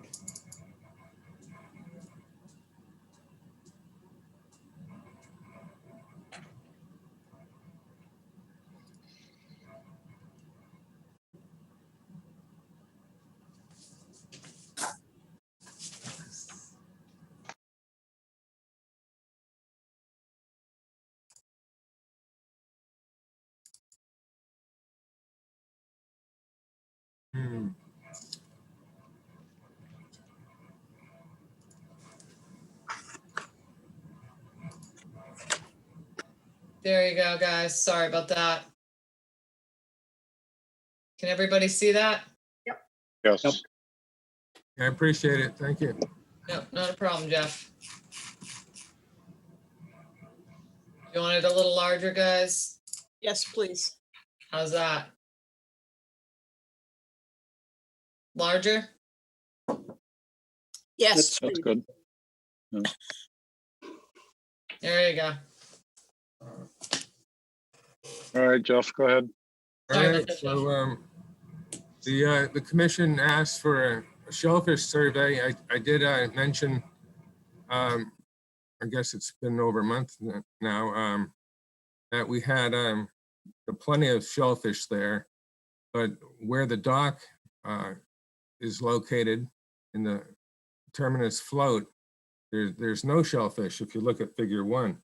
If you look at the white squares on your diagram, the legend says no shellfish at those locations. And that's exactly where we're gonna, motor the boat and tie up. The old dock is in this picture just for, just give you an idea, but we're proposed right on top of the old footprint. So you can kind of get an idea, except we're going out 9 feet further to keep the float in the boat off the bottom. So we got it into the decent water there, water depth, that is. So one of the things that I wrote down a few results. It says the structure is not expected to alter water circulation. That's right out of the report. The new dock will extend into the, deeper into the waters and will not impact the bottom. The seasonal ramp and float will be removed in the fall, which will facilitate shellfish harvesting at that time. The proposed dock will comply with performance standards applied by Falmouth Concom with regards to avoiding and minimizing potential impacts to shellfish habitat. And I'd say here, just take a look at that figure 1 again, and it, you know, you'll see how the boat will come down from, you know, from the west and turn and come back and then, you know, latch on to the float. So that's how we propose to use it as shown in the figure. And I mean, there's lots of things to say here, but I think it's pretty straightforward. Those 3 changes. Now I think we meet everybody's regulations, Army Corps regs, natural resources, you know, right down to, you know, it'll pass the license test, I'm pretty sure, up at DEP. So that's it for now. I'll take questions, please. All right. Thank you, Jeff. Yeah. Ben, do you want to begin? Jeff, did you ever consider just doing a straight T to eliminate the second boat? You know how the board doesn't usually allow 2? So did you talk to your client about doing more of a T shape instead of that L to sneak that Zodiac in? Well, that's, you know, that's Teague. He likes the option of using one or the other. And, you know, so, I mean, I don't know what to say except for, I don't think there's any impact difference for Zodiac on the inner side of that, you know, float finger. I know, but the board doesn't usually allow for that. Obviously you're tripping your shellfish density. And you said That's you true. reduced the float to the size of your existing floats, correct? Yes, and we did that, yeah. So what you So see it's there, still over what the board would allow currently.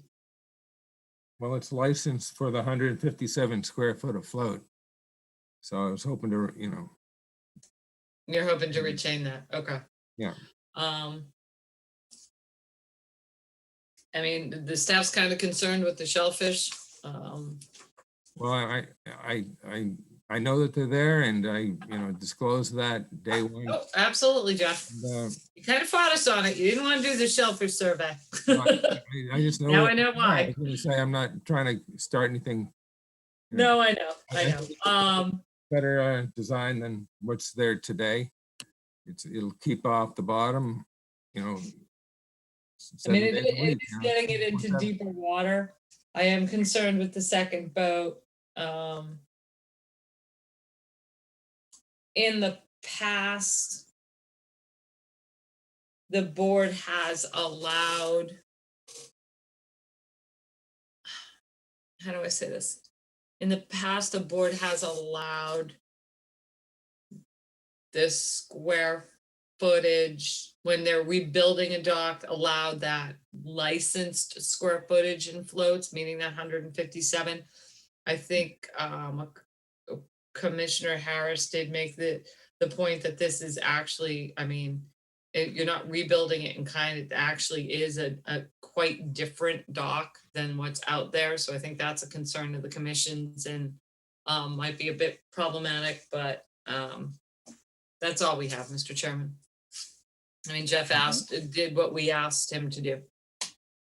Okay. Yeah. Mr. Newton, do you have anything to add?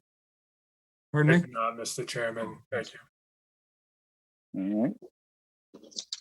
I'd like to say one more All right. thing about this. You know, at the end of the day, it's simply a pier ramp and float. It just looks different. And it's not your standard OHUM dock, you know, it's a Jeff Ryther Teague Campbell dock, you know, so I think it's not gonna hurt anybody here, you know, it's the same dock as, say, some of the neighbors. Look at the dock up top of the page. You know, that one's huge. So I don't know. I think what I've done is reasonable. All right. We're gonna start with commissioner comments. Peter, we'll start with you. I don't have any comments. All right. Steve? I really don't have any comments either. Okay. Betsy, No questions or comments. Thanks. Courtney, I don't have any questions or comments either. Kevin, No comments, Mr. Chairman. Maury? The only question I had actually is, the harbor master and the shellfish warden, they're okay with this? Jeff, did you send this to, did you send your shellfish survey to Greg? I didn't see any of Greg's response. Yes, we did. We had, I don't know, 17 copies, I believe, made up by CR. And they went out to everybody. I think a dozen or so to the Concom. We didn't hear from them, Maury. Unfortunately, The harbor master saw it, and the shellfish warden got it twice.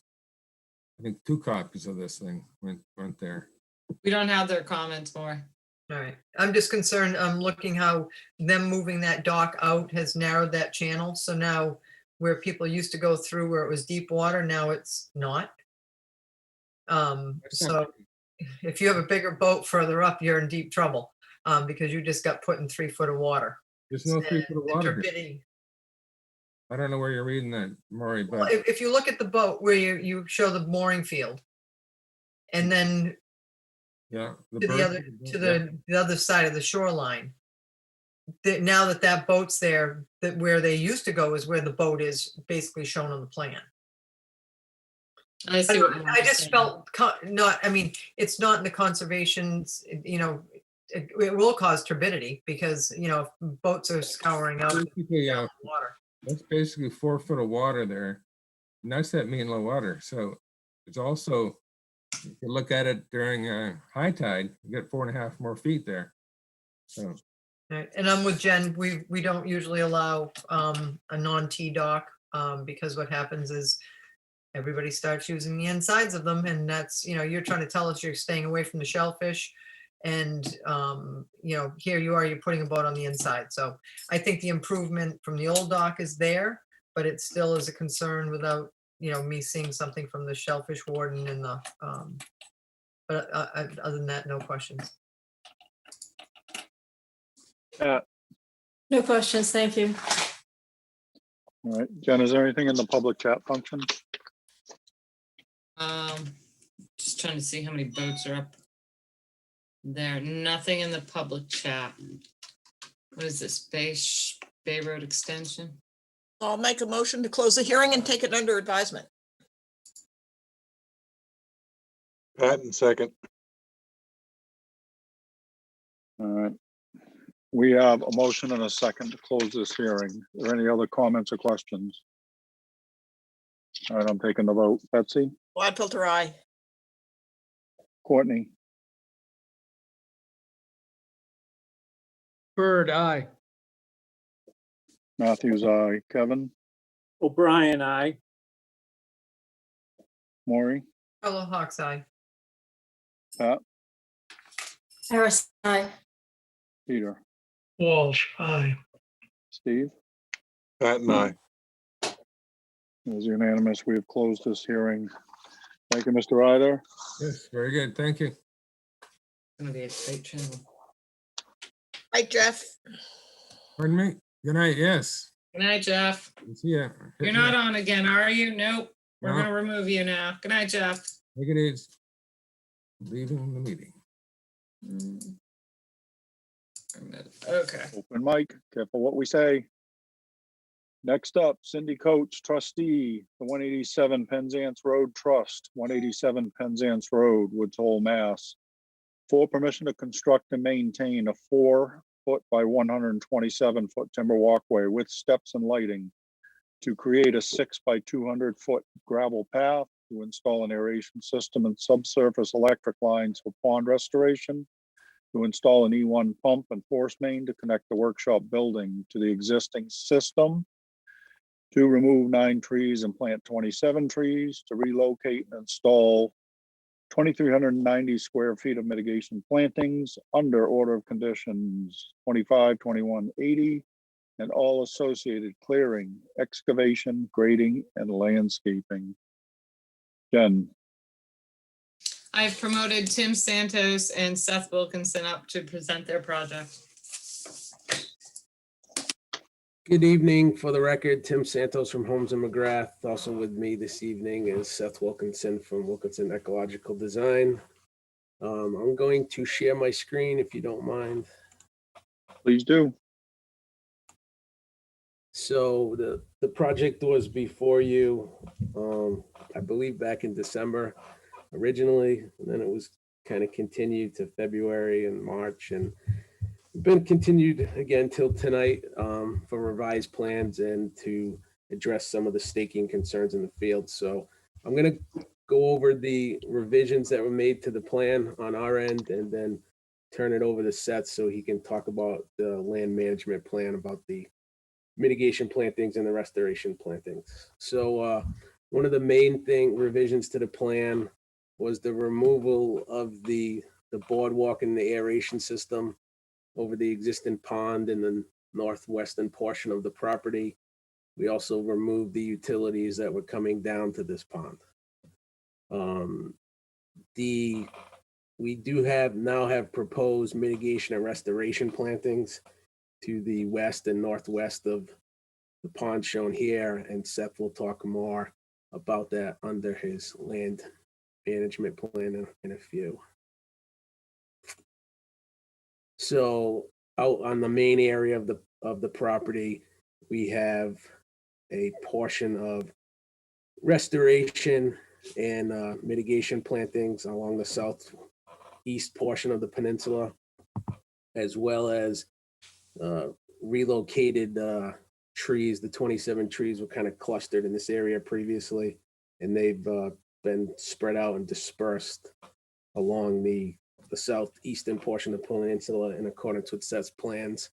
And we're also showing the compass rose in the FWRB zone in the center of the kind of the driveway island. And we're also showing the removal of a coal frame structure to the south of the existing workshop. So those are kind of the main revisions to the plan, the Holmes and McGrath plans. And I will now turn it over to Seth so he can talk about his land management plan. And then we'd both be more than happy to address any questions the board might have. Thank you, Tim. Thank you, Tim. For the record, hello again, Seth Wilkinson, Wilkinson Ecological Design. I have just a brief presentation that I think will simplify things a little bit here. Bear with me while I get the right screen up.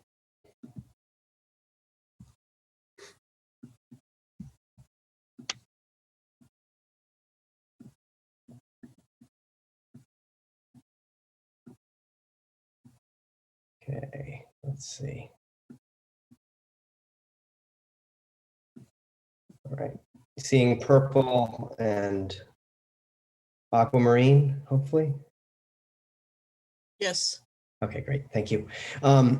So I think it's easiest to talk about this project in two specific areas. Area 1, which is shown in green, which I'll go into in a little more detail in a moment, and then Area 2. Area 2 is comprised of approximately 9,000 square feet of area. It is severely invaded. It's about 90% invaded. And that's exclusive of the black pine canopy. The primary invasive species are the shrub form of honeysuckle, multiflora, rose, bittersweet, and then some evergreens like English ivy and vinca. We've also found Japanese stiltgrass, which is not as common on the Cape, but should certainly be controlled. So that's the area shown in purple down by the beach near the property line. go into a little more detail, zooming in on area 1. This is a amalgamation of a series of different locations. We're proposing to remove just under 500 square feet of existing lawn and convert that to native vegetation. This magenta color represents the area which was covered in the last hearing. I didn't participate in the last couple of hearings, but I have watched them through the video archives. And this would be converted from mowed grass into native vegetation. We'd be replanting some of those replacement cedars, which are proposed to substitute the black pine, the 9 black pines, which are asking to be removed. And additionally, in these 2 aquamarine areas, there's 6,300 square feet of area from the edge of the coastal bank, top of the coastal bank, landward to that formerly unmowed area. This is about 40% invaded, so a little bit more of a moderate invasion. And as native bayberry, some cedar saplings coming up, nice thick duff layer. The invasives are shrub honeysuckle and Asiatic bittersweet, and there'll be mitigation cedars proposed in here. Additionally, down at the point, we've documented an area which would benefit from restoration. It's approximately 50% invaded, and they're among the native species, all of which would be preserved, are bayberry, beach plum, black cherry, and invasives. So this similar cast of characters with shrub honeysuckle, Asiatic bittersweet, and there's 1 gray willow present in that area. Essentially, when we look into the design process like this, we're trying to see ecologically where the deficiencies are and combine that with our knowledge of the Cape Cod plant communities. And so the Japanese black pine did jump out. We tend to see that being a shorter lived species, particularly in the upper Cape. It tends to persist in the outer Cape more, like Cape Cod National Seashore and those pine barren soils where it competes with our native pitch pine. But this is a pretty established, mature stand, and I would say near the end of its life. So from an ecological perspective, we thought it would make sense, given that there's a desire to remove some trees by the homeowner, to start a conversion to a native evergreens rather than non-native evergreens. And so we're proposing to plant eastern red cedar, which I think is much more appropriate for this location. I'll show you some pictures where there are some young cedars coming up underneath the Japanese black pines in a moment. And so we're essentially planting 27 smaller eastern red cedars in the understory, which would ultimately grow up through the open understory of the pines, and over time, decades probably, replace those trees as they continue to decline and die. For some of the details, just getting into the numbers and then the nitty gritty here with the mitigation calculations. I think this is helpful. Where we're coming up with a specific match for that 1997 order of conditions, which required 2,387 square feet. We're proposing to convert lawn and mowed paths over in this area. These are all mowed areas shown in white. That's 2,000 square feet of area, which We're not really seeing your. Oh, I'm sorry, I moved it. I have not mastered Zoom yet. Sorry about that. Thank you, Jen. Are you seeing it now? Purple? Yes. Purple and white, okay. So the white areas are presently mowed grass, paths and little informal lawns over there. Oh, wait a minute. So we're looking at a slideshow with the purple and the green and the. Yep. Oh, Yep, okay. so the white areas there. You see Got my it. cursor? So those are presently surveyed paths and mowed grass, mowed lawn in those areas. So we're proposing to remove that mowed grass and replace with mitigation shrubs. And that accounts for about 2,000 square feet of that conversion to native shrubs. And then over in area 1, there's 680 square feet, which would be the huckleberry sod, which I'm going to go into more detail on in a moment and give you some images of that. Huckleberry sod is a common understory species on the Cape and Islands, and I'll give you some images of that. So we're coming up with 2,680 square feet, which exceeds the 2,387 required. This is an image of a extensively transplanted huckleberry. It's dominated by huckleberry, but as I mentioned before, we commonly will see sheep laurel. Sheep laurel can get up to 5.5 feet tall. The black huckleberry, which there's multiple species of huckleberry. Black huckleberry is one of the taller ones. That's usually in the 3, sometimes 3.5, even as high as 4 feet. And it was there used to be actually a driveway through here and here, and it was turned back into just a narrow path. This is a project at Martha's Vineyard, and you can see that established predominantly huckleberry on both sides of that path. I can give you some other images of some other projects that were more recently planted, but this one's a little bit more established. It's about 2-3 years old, so the time of they just got a certificate of compliance for this project last year. And again, as ecologists, we're looking to restore specific plant communities. And so the nice thing about using this sod is this is actually transplanted. It's salvaged plant materials from New England logging operations before they put in their skid roads. They go through and they transplant all that understory. So you get all sorts of beneficial, soil microbes, and you get, understory plants like different forms of wintergreen, striped wintergreen, irregular wintergreen. You'll get bracken ferns. You'll get, all sorts of beneficial plants. We'll sometimes see chokeberry growing out of it. High bush blueberry, lots of diversity, and when you put it down, it's completely intact. So there's some real benefits there. You don't have to seed. You don't have to worry about weeds coming up through that, because it's more like turf sod, except it's all native species. So we've and when we have also planted this species as containers, and we come back, and even 3-4 years later, they're not really growing in the habit that huckleberry typically grows, which is large colonies all spreading out through the roots. So that's why we like to use these transplants. It establishes an intact ecosystem much more quickly. This is the pattern that we see with black pine on Cape Cod, particularly in Upper Cape. This mature tree has died on the property, and we would expect to see others sort of following that in the coming years. So trying to get ahead of it and start to get the understory established. I believe that is a cedar growing up underneath it, and then a live pitch pine. I'm sorry, live Japanese black pine. Here's a shot from the understory from the site.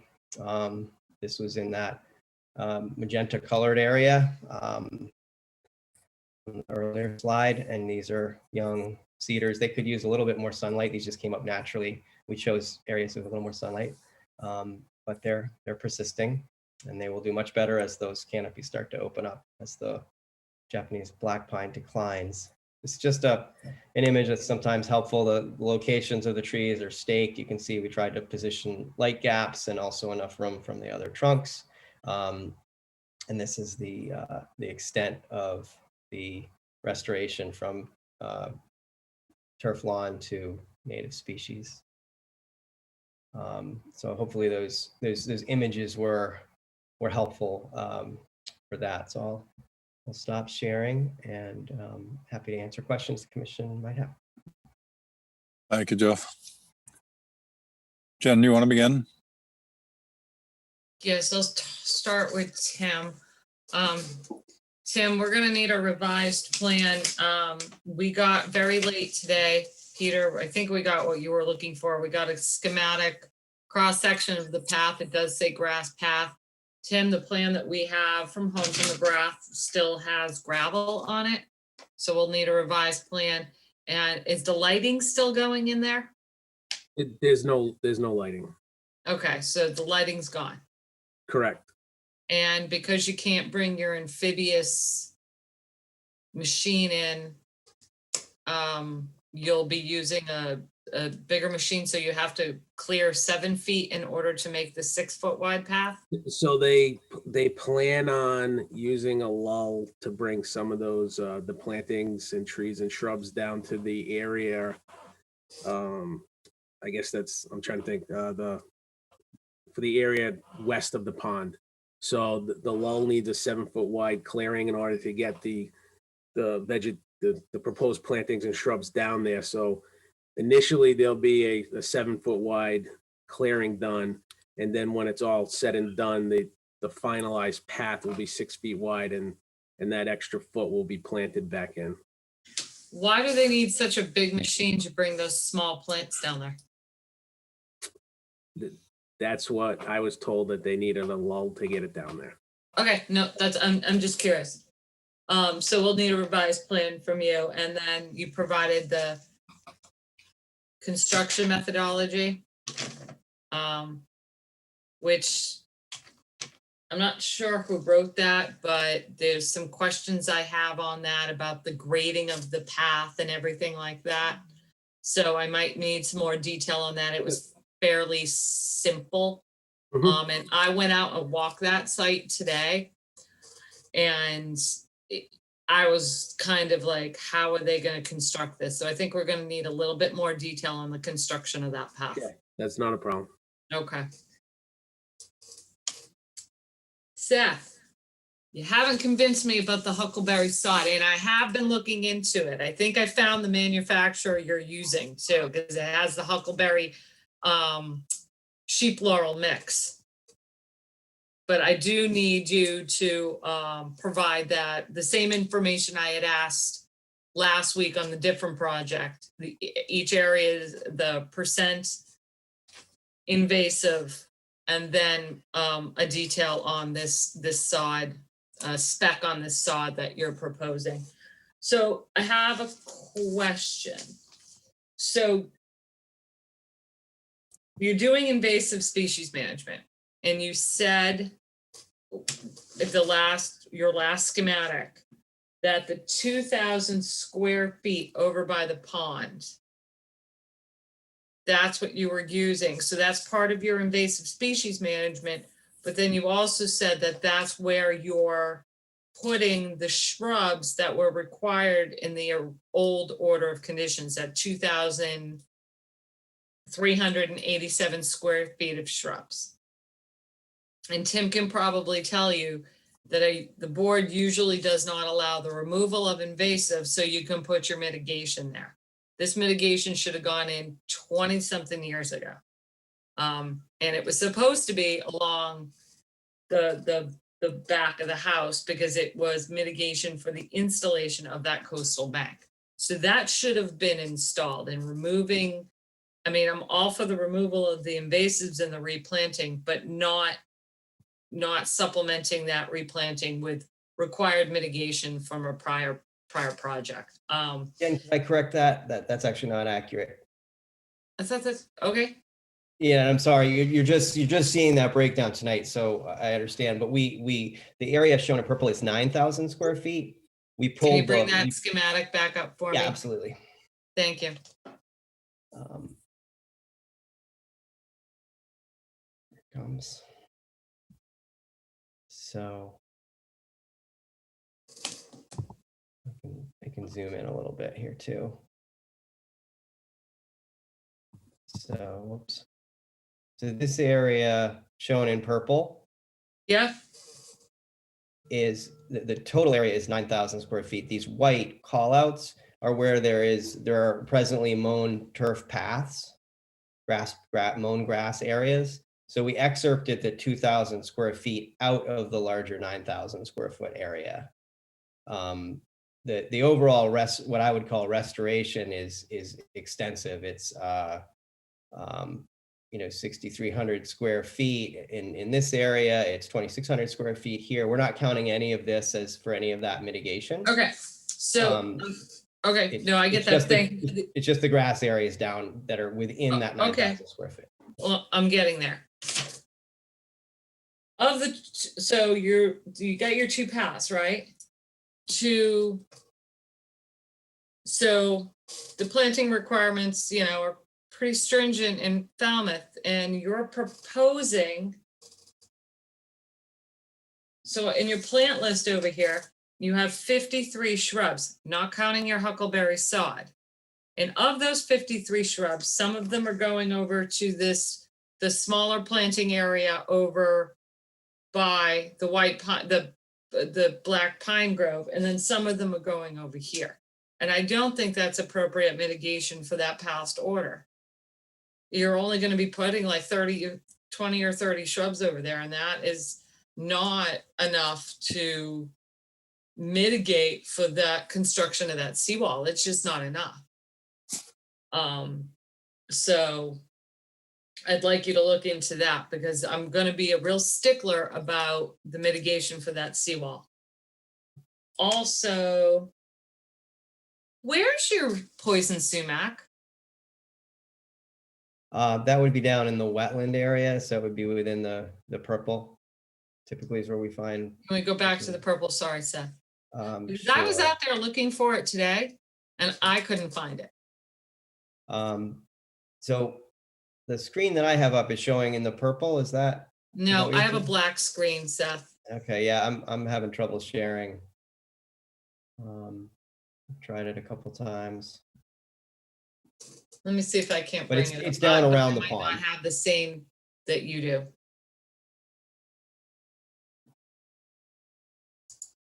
Hang on. Oh, there you Got go.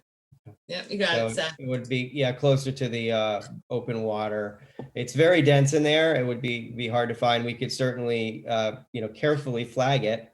I was just curious. It was more of a curiosity thing with me. Yeah, I'm just like, poison sumac, really? yeah. Huh.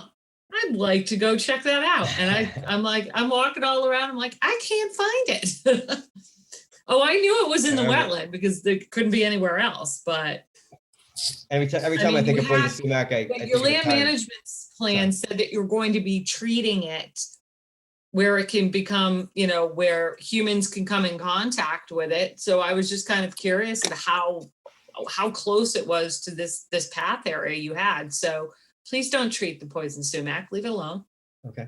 It's happy there. Even So if it were at the edge of a path, would that still be? again, if you can flag it and show me where it is, I can understand. Okay. I was actually telling someone today when I was doing really heavy field work, I was walking along a log trying to cross like a little water, like stream, and I was about to fall off, and I grabbed the first tree I could and looked up, and I'm like hugging this huge poison sumac, and I'm like, oh, hello, how are you? So, I mean, I think those were just our concerns with the, we do like the removal of the invasives, but you're up against an old order, and that's going to be, that has to be enforced. I'm still concerned with I understand your approach to planting the cedars under those black pines. I understand what you're trying to do. You're like, eventually the black pines are going to die, and then you'll have the cedars that are already well established in that area. But how long do you think these black pines have? There's quite a few. There's many dozens of black pines, and they won't likely all go at the same time, but we are starting to see some dying. And usually when one starts, you'll start to see it roll through. Generally 5, 7, 10 years, something like that, sort of a time frame, but it does vary from site to site. Yeah. So, I mean, I do still have concerns regarding placing all of the cedars under the pine canopy. And then again, some more information on your huckleberry sod, but the pictures were helpful. Thank you. Which town was that on the vineyard? That was West Tisbury. West Tisbury, okay, Yeah. thank you. Have you used it anywhere else on the Cape, Seth? Yeah, I could actually give you another quick screenshot here. I'm just gonna stop and start again. Hopefully this will work with me a little bit better. This is just a selection of primarily projects. This is a little bit newer, sorry. So this is adjacent to a path, and this was all placed in as contiguous flats or sod, however you want to refer to it, transplanted huckleberry. Same thing here. This is not a bad example of what we're proposing here, with a meadow edge, native meadow edge, transitioning into the huckleberry, which does well both either sunny or, but particularly under understories. It's a dominant under a lot of the pine and oak woods, and commonly under juniper woodlands as well. Another shot of all transplanted huckleberry here. This is Osterville. Recognize this one, and this was only about a year after planting. So that's Barnstable? That's Barnstable, yep. And Okay.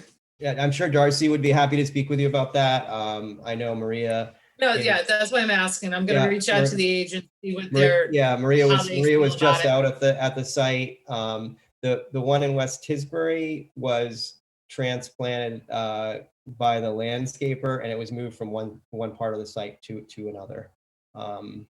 And then okay, just I'll call Darcy, that's fine. more shots. I'll reach out to yeah. her. Yep. Okay.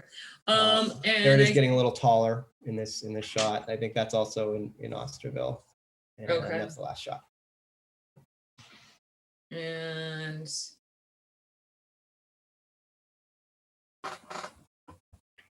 And as you know, Seth, and I know you always put this, we don't permit anything in perpetuity. I don't know how I'm supposed to issue a permit forever, so I just have a comments with the amount of shrubs that is being proposed for that mitigation for that old order. So that's a concern of mine. And I think that is it. Oh, Tim. The staking was a little bit better, but you missed that other planting area where you had that gray willow. That you're just using that edge, right, Seth? You're not expanding that out into the lawn? It's going out in the lawn slightly, but mostly it's Okay, because the- that area wasn't staked in the field, so we were just kind of hanging out there trying to figure out, okay. how far it was going. So Tim, if you could restake that area and let us know how far that's going to be coming out into that lawn area, that would be helpful. Yep, that's not a problem. Okay, and definitely more detail on that path. And Seth, do they really need to bring that machine to get your plants out to those two areas? That was a comment from Mike that I need to check with him about. Okay. That didn't come from us. Okay. And again, the mitigation was supposed to be along that seawall, which when we went out there today, I mean, even putting something along that seawall would, I think, look nice. But that's where it was proposed to be. And I think I covered everything. Kevin Newton, did I not? Did I miss something? I do not think so. Kevin, you had some concerns with the sod. Yeah, well, it would be nice to just have a little bit more specs on that. I just think taking material from a terrestrial site and into a marine site could be problematic, but I don't deal with this, so that'd be a question for you. Okay. I don't know, but besides that, I don't have anything to say. Jen, can I just follow? I think the commission heard this, but I know there's been a couple of hearings. The reason for wanting to find another location for the mitigation is trying to preserve some access around the dwelling. From what I understand, it's been helpful to bring equipment across, and because the FCC has been very consistent on requiring that it be woody shrubs, that those don't obviously tolerate, if equipment had to go over there and do some work out on the point, it's hard to get there. That's my understanding of why they've been looking for another location. If it could be meadow or something like that, it would probably be easier to cross, but I know that it wouldn't qualify as mitigation. So, and then there's also the distance from the dwelling, and maybe the commission could provide some guidance, but I think we'd have to be 10 feet off of the dwelling for it to be counted as mitigation, or be, I don't know if because it's That's predates a that general policy. rule. I mean, when the condition was applied, that was not a regulation. So that's where that's coming into play. Okay. Okay, so back in the 80s, 90s, when that condition was applied, there was, that 10-foot rule that we had to institute because we had people, I won't mention anybody's name, oh, maybe I will, had plants right up to a house and told me that, well, there's no regulations that says I can't do this. Well, it's not really practical, but if you want to go down that route, then we'll make a regulation that says you can't do it. So, that's where that came in. But I think those are my only comments, Mr. Chairman. Thank you. All right. Correct me if I'm wrong. I thought at one of the previous hearings, it was accepted that this path would only be 4 feet. I was not at the last hearing, Mr. Chairman. I was out, but I think you are correct. I Yeah. remember that too, Jamie. Yeah, I think we're gonna have to look at the minutes on that. I mean, or we can put it in the Tim, findings. 4 feet. Jamie, I recall asking that question, and it was responded that they would keep it at 4 feet. Yeah, because I mean, it started out at 6 and now we're talking about 7. And quite frankly, I don't see the need for a lull to bring plants down there. I mean, sorry. Anyway, commissioner I'm assuming comments. you could put them on a gator or something like that, right? One of those little golf cart things. Yeah. Yeah, Right. I think some of that might have gotten lost in translation. In our land management plan, we had talked about potentially removing some of the debris into a landing craft. And I know Mike was trying to locate a landing craft. We do have another source for a landing craft, and that's just to limit the traveled way within the wetland buffer, and make it a little bit more effective, because that's a pretty remote area. So we put both protocols in there, and I think Mike was trying to find a way around that when his source of a landing craft didn't work out. But we don't need a lull. I can stay that. Just looked up what a lull was. That thing is huge. All right. They're good for reaching over things, but Yeah. I don't even know how you would get that thing down there. Not only that is what kind of, what are you gonna have to cut down to maneuver that thing? So Yeah. I think you guys should seriously consider that, we're gonna be pushing for a 4-foot path. So I made my point. Commissioner comments. Steve, we're gonna start with you. Yeah, Mr. Chairman, I was going to start with the 4-foot path. Other than that, they seem to be Sorry. moving in the right direction, but it's so slow that hopefully we can resolve this soon. Hopefully. All right. Peter. Yeah, I echo Steve's comments. It's going very slowly. No more comment. Thank you. Maury. I would have to say the same thing, and maybe they should read the staff reports and work off of those so that they will have the answers for us, would be helpful. And the only other question I have, when Mr. Wilkinson stated that they wanted to put the meadow down because if they have to do work on the seawall, just in the past, I can use one example, Foster Road. We make them plant their construction access every time, and every 4 or 5 years they have to go do work. They remove the plants and they go do the work. That's how it works, and that's how we roll. So just saying, that's, if they need to do work more than every 5 minutes, then they didn't do a good job on the wall. Thank you. Mr. O'Brien. No comments, Mr. Chairman. Chicken. Courtney. Sorry. Courtney. You're on mute, Courtney.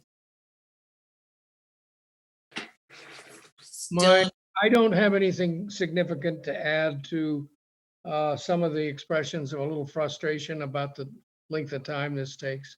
You know, let's get this resolved and moved on, and everybody can live happily ever after. Good. Betsy, So I have two comments. I don't think that the commission is holding this up. And I think it's going to have to be continued because there's some unresolved issues in it. And the other thing is I'm still not comfortable with putting the mitigation in the back 40. It has nothing to do with the work that was done around the house and the seawall. And the third thing I have is, and I guess I'll ask you, Seth, I'll put you on the hot seat. How is the restoration plantings out in the back 40 going to be watered? That's a good question. We do try to put a provision in for temporary above ground, so it is possible.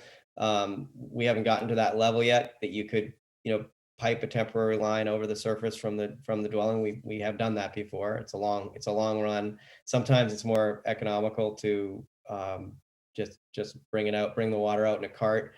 This is a wetland edge area, so it is a little wetter than a lot of our sites, but I think there will certainly be times in August, if not July and August, where they do need some supplemental planting, a supplemental watering. So that hasn't been determined. There's a provision for a temporary system, but it would run a long way.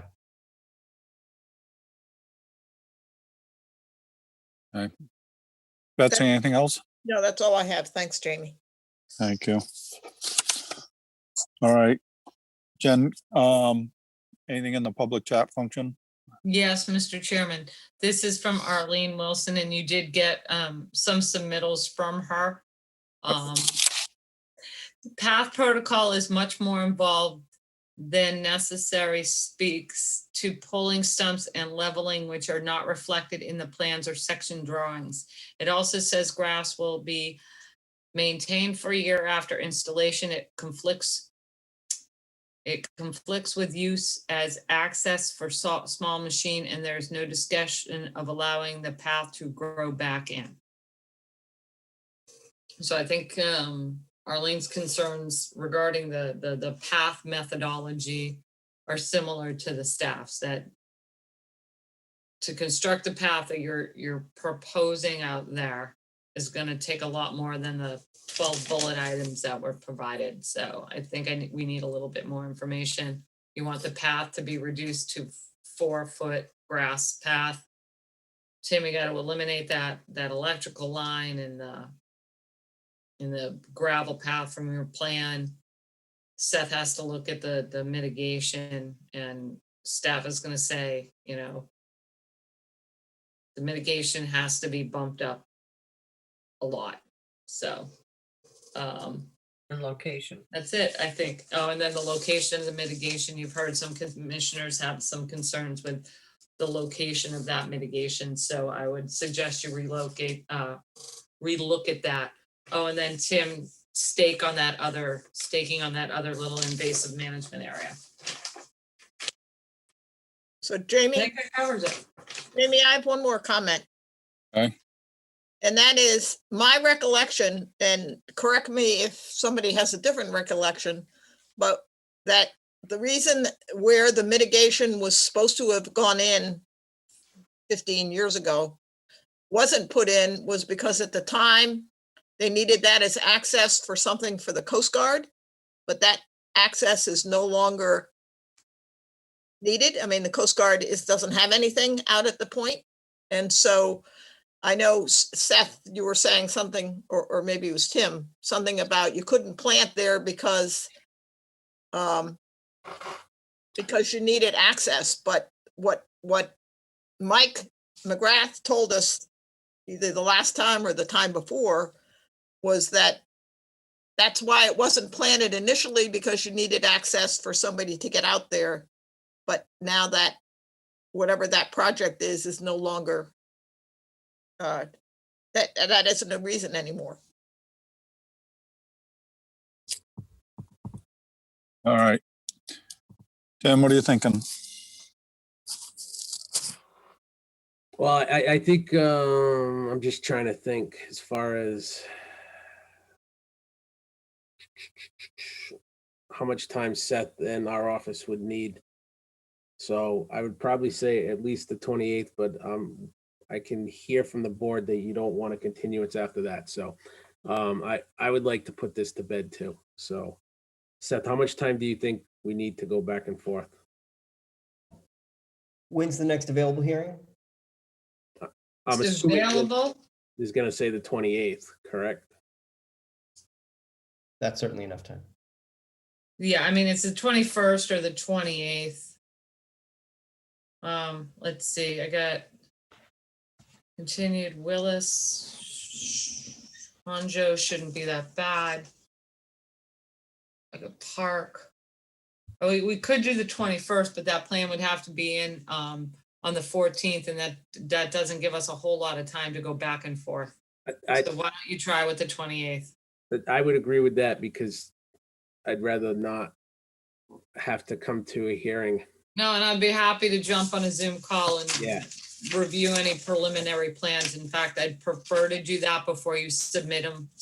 I was going to Your 1 week prior, because then, then staff has just that week to respond, and that doesn't give you enough time to respond after that. So let's try to set up a Zoom call and try to get this to where the commission can close it. Excellent. So I would request the 28th if possible. So I'll make a motion at the request of the applicant to continue this to April 28th. Arlo Hawk second. All right, we have a motion and a second to continue this hearing until 4:28. Are there any more comments or Oh, questions? wait a minute. Sorry, Mr. Chairman, there's 2 new messages. Mr. George says you can't get a fire truck down there. There is fire truck access issues along that place where you originally wanted the plantings. Okay. Thank you. Duly noted. All right, we have a motion and a second to continue this hearing until 4:28. What was that, Jen? No, I'm just wondering about going around the other side of the house for the fire truck access. All right, I'm taking the vote. Betsy, Gladfelter, aye. Courtney, Bird, aye. Matthews, aye. Kevin, O'Brien, aye. Maury, Arlo Hawk's eye. Peter, Walsh, aye. Steve. Patton, aye. It is unanimous. We have continued this hearing until 4:28. Thank you, Mr. Santos. Thank you, Mr. Wilkinson. Thank you. Good night, Seth. Tim, you're here for one more. Good night.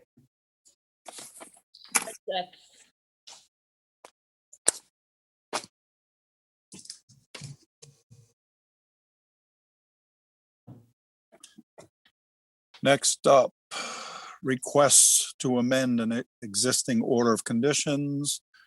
First up is Jill Park. That's been continued. Next up, Michael G. and Cynthia C. George for Lorien LLC, 108 Gansett Road, Woods Hole, Mass. Request to amend the order of conditions for Mass DEP 254402 to revise the proposed redevelopment on the lot, including eliminating nearly all of the previously proposed work within the outer FWR buffer zone B. Jen, you're gonna have to clarify that. You're up. Tim? Oh, I can explain it. Good evening for the No, record. I thought you were going to share the plan. I'm gonna. Oh, okay. Are you ready? Do you want me to? please, Mr. Santos. Obviously, Mrs. Lincoln is in another meeting. I No, knew not. it. So for the record, Tim Santos from Holmes and McGrath representing the applicant. I will share the screen with your permission. Yes, sir. All right, hold on a second, okay. So back in 2018, the board issued an order of conditions for the previous owner, Mr. George, to demolish the existing home that was in this area here and construct a new home. And within the buffer zone B, there was a retaining wall, some landscape features, patios, and fire pits. The property has recently been purchased by the Lorraine LLC, and they're proposing to, let me go to this one. They're proposing to redevelop the property as well, but they're removing all of those previously approved retaining walls, patios, fire pit structures out of the buffer zone B. So the only thing that actually will be proposed within your buffer zone B, and I apologize, will be a portion of the pool fence. So that's kind of what that write-up meant, as far as everything would be removed. I can't get this one to load, so all right. So this is kind of a quick overview between what was approved. You can see here in green, and then as I go down, what we're proposing to do. So the old restoration and plantings are still being proposed. That's not changing. We're just proposing to remove these structures that were never built to begin with. And it'll just be a lawn area with a small portion of fence. So hopefully that makes sense. And if the board has any questions, I'll try to address them. We just don't usually have people asking to take things away from their permit. Yeah, no, I agree. All right. Staff Jen? has no comments. Okay. Mr. Newton, do you have anything? I have nothing to say. Thank you. All right. I'll poll everyone just out of simplicity. Betsy, Nothing. Courtney, No comments. Kevin, No comments. Maury, No comments. Pat, No comments. Peter, No comments. Steve. No comments. I know that was probably unnecessary, but again, it's just simpler for the record. Is there anything in the public chat function? No, Mr. Chairman. Excellent. I'll make a motion to close the hearing and take it under advisement. Carla Hawk, second. We have a motion and a second to close this hearing. I'm going to take the vote. Betsy, Gladfelder, aye. Courtney, Bird eye. Matthews, aye. Kevin, O'Brien, aye. Maury, Carla Hawk's eye. Pat, RSI. Peter, Walsh, aye. Steve. Pat and I. It is unanimous. We have closed this hearing. Thank you, Tim, for that compelling argument.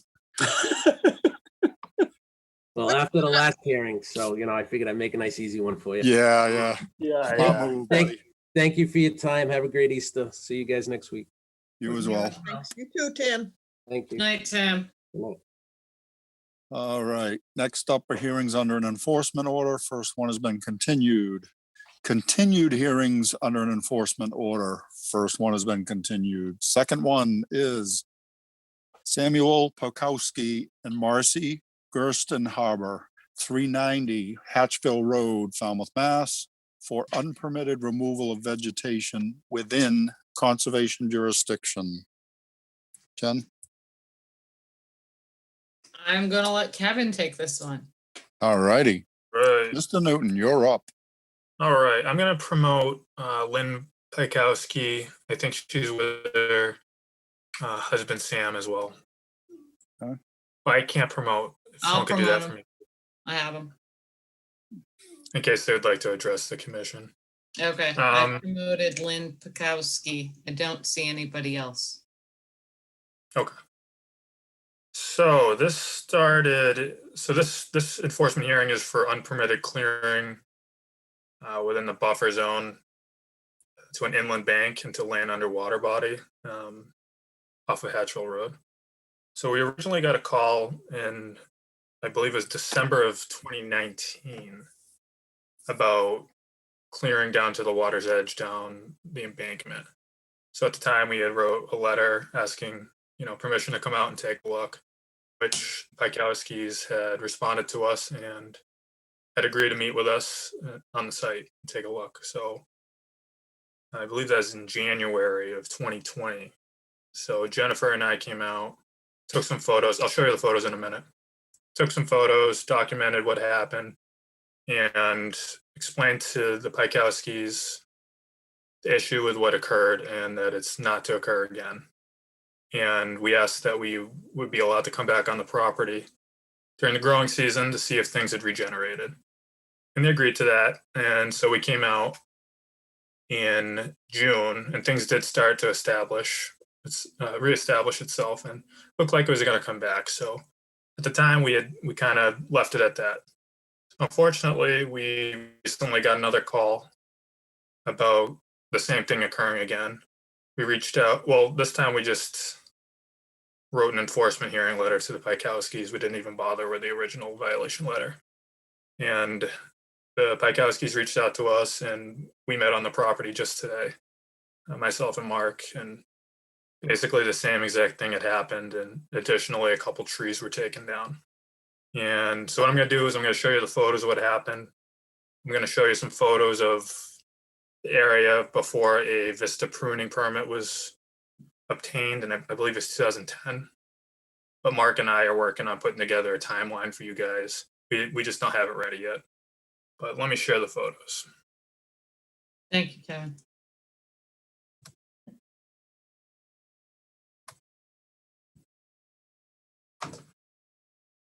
All right, so this is the view corridor that you will see. Most of these photos are taken from the same area.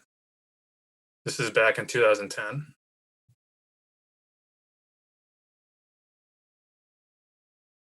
And then this is, Mark was out in 2016 for, I believe, as an administrative review.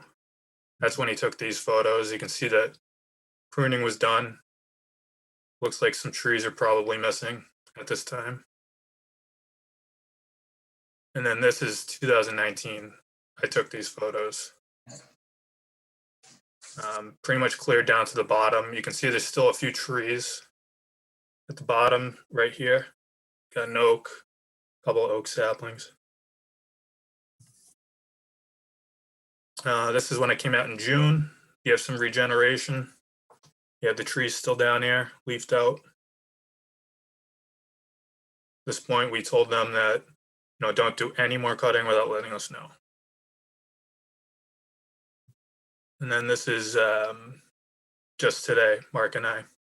Oh, man. You can see these trees are missing here.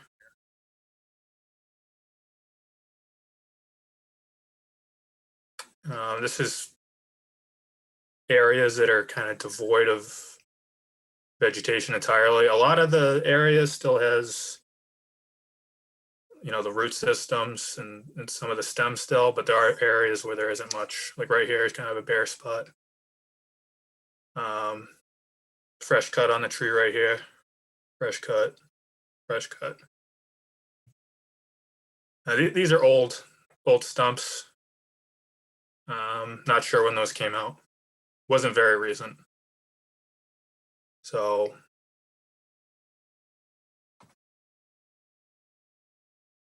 let's stop share here. So that's what we have.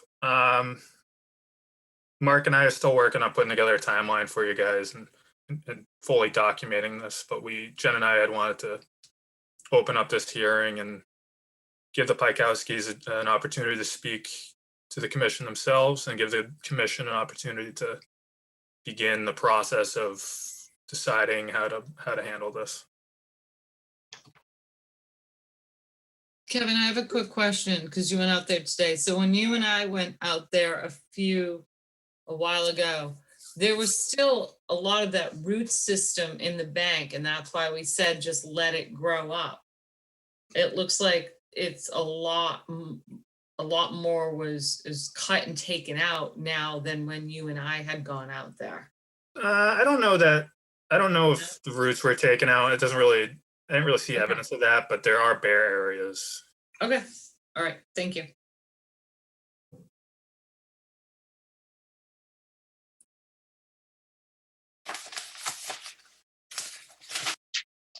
Yeah, and that's about the extent of what I have.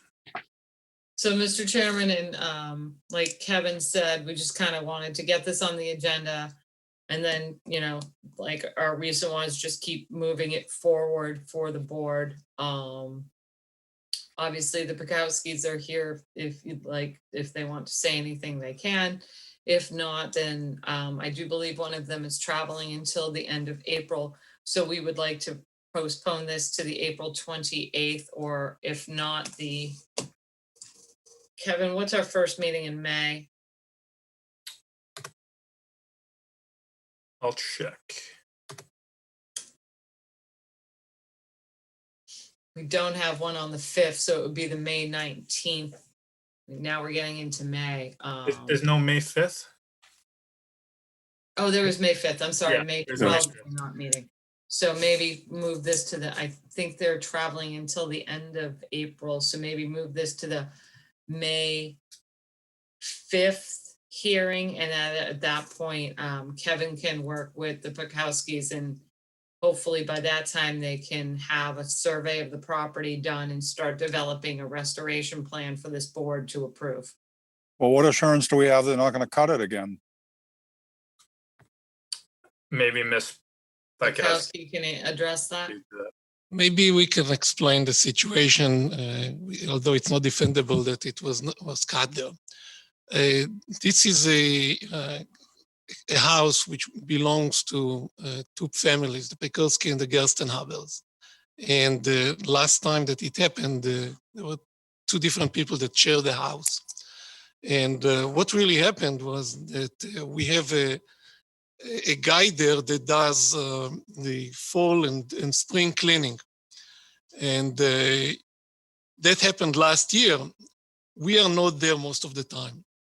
The house is shared physically 2 weeks every family, but that doesn't mean that anybody is there. And the guy cut it, and it came to our attention, and Marcy Gerstenhaber met Jennifer and Kevin, and we went through the whole process, and it was clear. Now there are pictures that were sent to Kevin. By June it grows back because the guy essentially mowed it, and there was a whole discussion with the guy. And again, came this for fall cleaning, which I understand came only in December or January. I tried to look on the payment when he got paid. And apparently he did exactly the same, although he was told not to touch it. And at that time, now it's clear, and we don't even know how to really address. First of all, it's not defendable. I mean, there is no sense to the whole story from our point of view. There's a clear view. The picture that Kevin showed you that is from the deck is a clear view of the area, and there is no need. The vegetation which is on the side of it grows to about 5 or 6 feet, which also is not any disturbance to the view. We suggested few things to do. The roots, I believe, are there. There is no any evidence to scour, to erosion or anything of that sort. We put already signs there in English and in Spanish, not to touch the whole area. We put a rope. We certainly have no connection with that guy anymore. And we also wrote in the letter that we are committed from now on to be on the premise whenever any work is being done, which is essentially twice a year, in fall and the spring. This case, he was in December, January. I'm working extensively outside of the country, so I'm traveling a lot. And we are committed to be there. I believe the pictures that we had from last year show that it goes back to about 5 or 6 feet, which is all the natural. We have the longest beach there along the deep pond, and probably the least affected because there are a lot of beaches there and grass and a lot of these things. We have none of that. And we have not only no intention, there is no benefit for us for even touching it because it was perfectly fine. When we purchased the property, the pictures that Kevin shows were not the case. Mr. Freeman, which is unfortunately passed away since then, from which the property was purchased, had a clear vista there that was an approved vista. And we have the documentation that we were asked by Mark to send, and we sent it. Other than that, we had only one time that there was trees cut there. We asked for a permission from the commission. I think 2 years ago, 3 years ago, those trees were cut. Some of them were above the house. Some of them were even beyond the 100-foot area.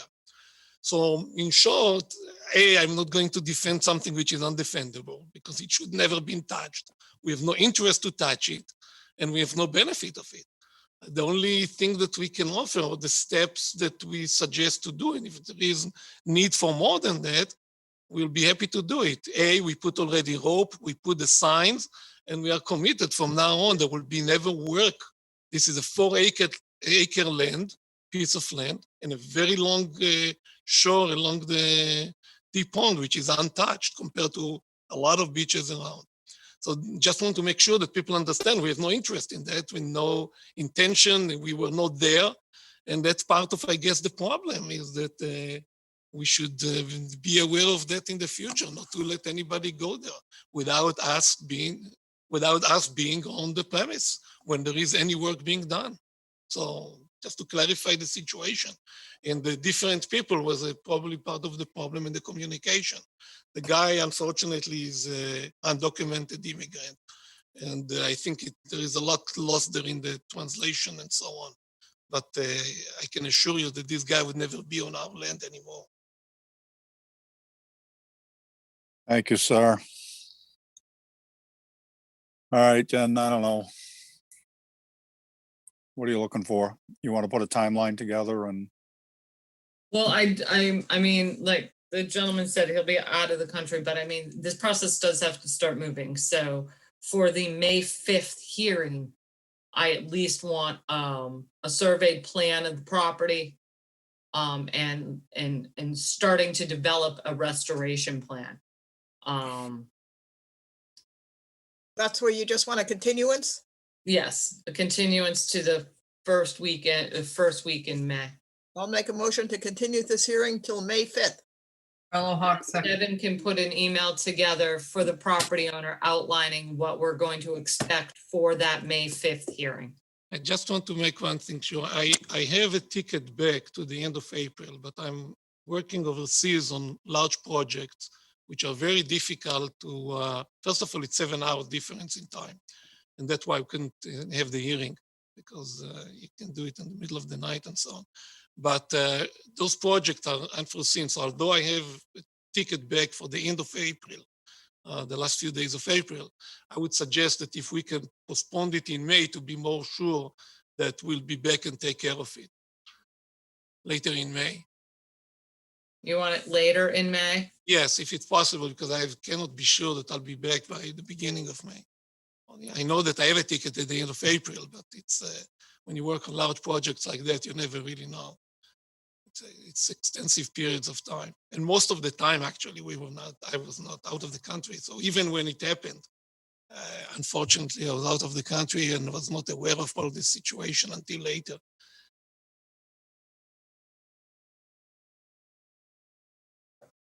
It would be May 19th, Mr. Chairman, if that's okay with the board. Thank you. But by that May 19th hearing, we're going to want, Kevin will put a list together of what we expect the property owner to provide this board at that May 19th hearing. Okay. Sure. Like I said, we have no issue with resolving that. Okay, that's great. We'll put an email together and get it over to you. All right. Thank you and good night. At the request of the applicant, I'll withdraw May 5th for a continuance date, and I'll insert May 19th. I withdraw my second, and now I second the new date. Carlo Hawks. All right. All right, so the motion and the second on the table is to continue this to 5/19, knowing that Mr. Newton is going to send the owners an outline of what we would be expecting to see on that May 19th date. Betsy, Gladfelter, aye. Courtney, Bird, aye. Matthews, aye. Kevin, O'Brien, aye. Maury, Carlo Hawks eye. Pat, RSI. Peter, Walsh, aye. Steve. And aye. It is unanimous. This enforcement hearing is continued until 5/19.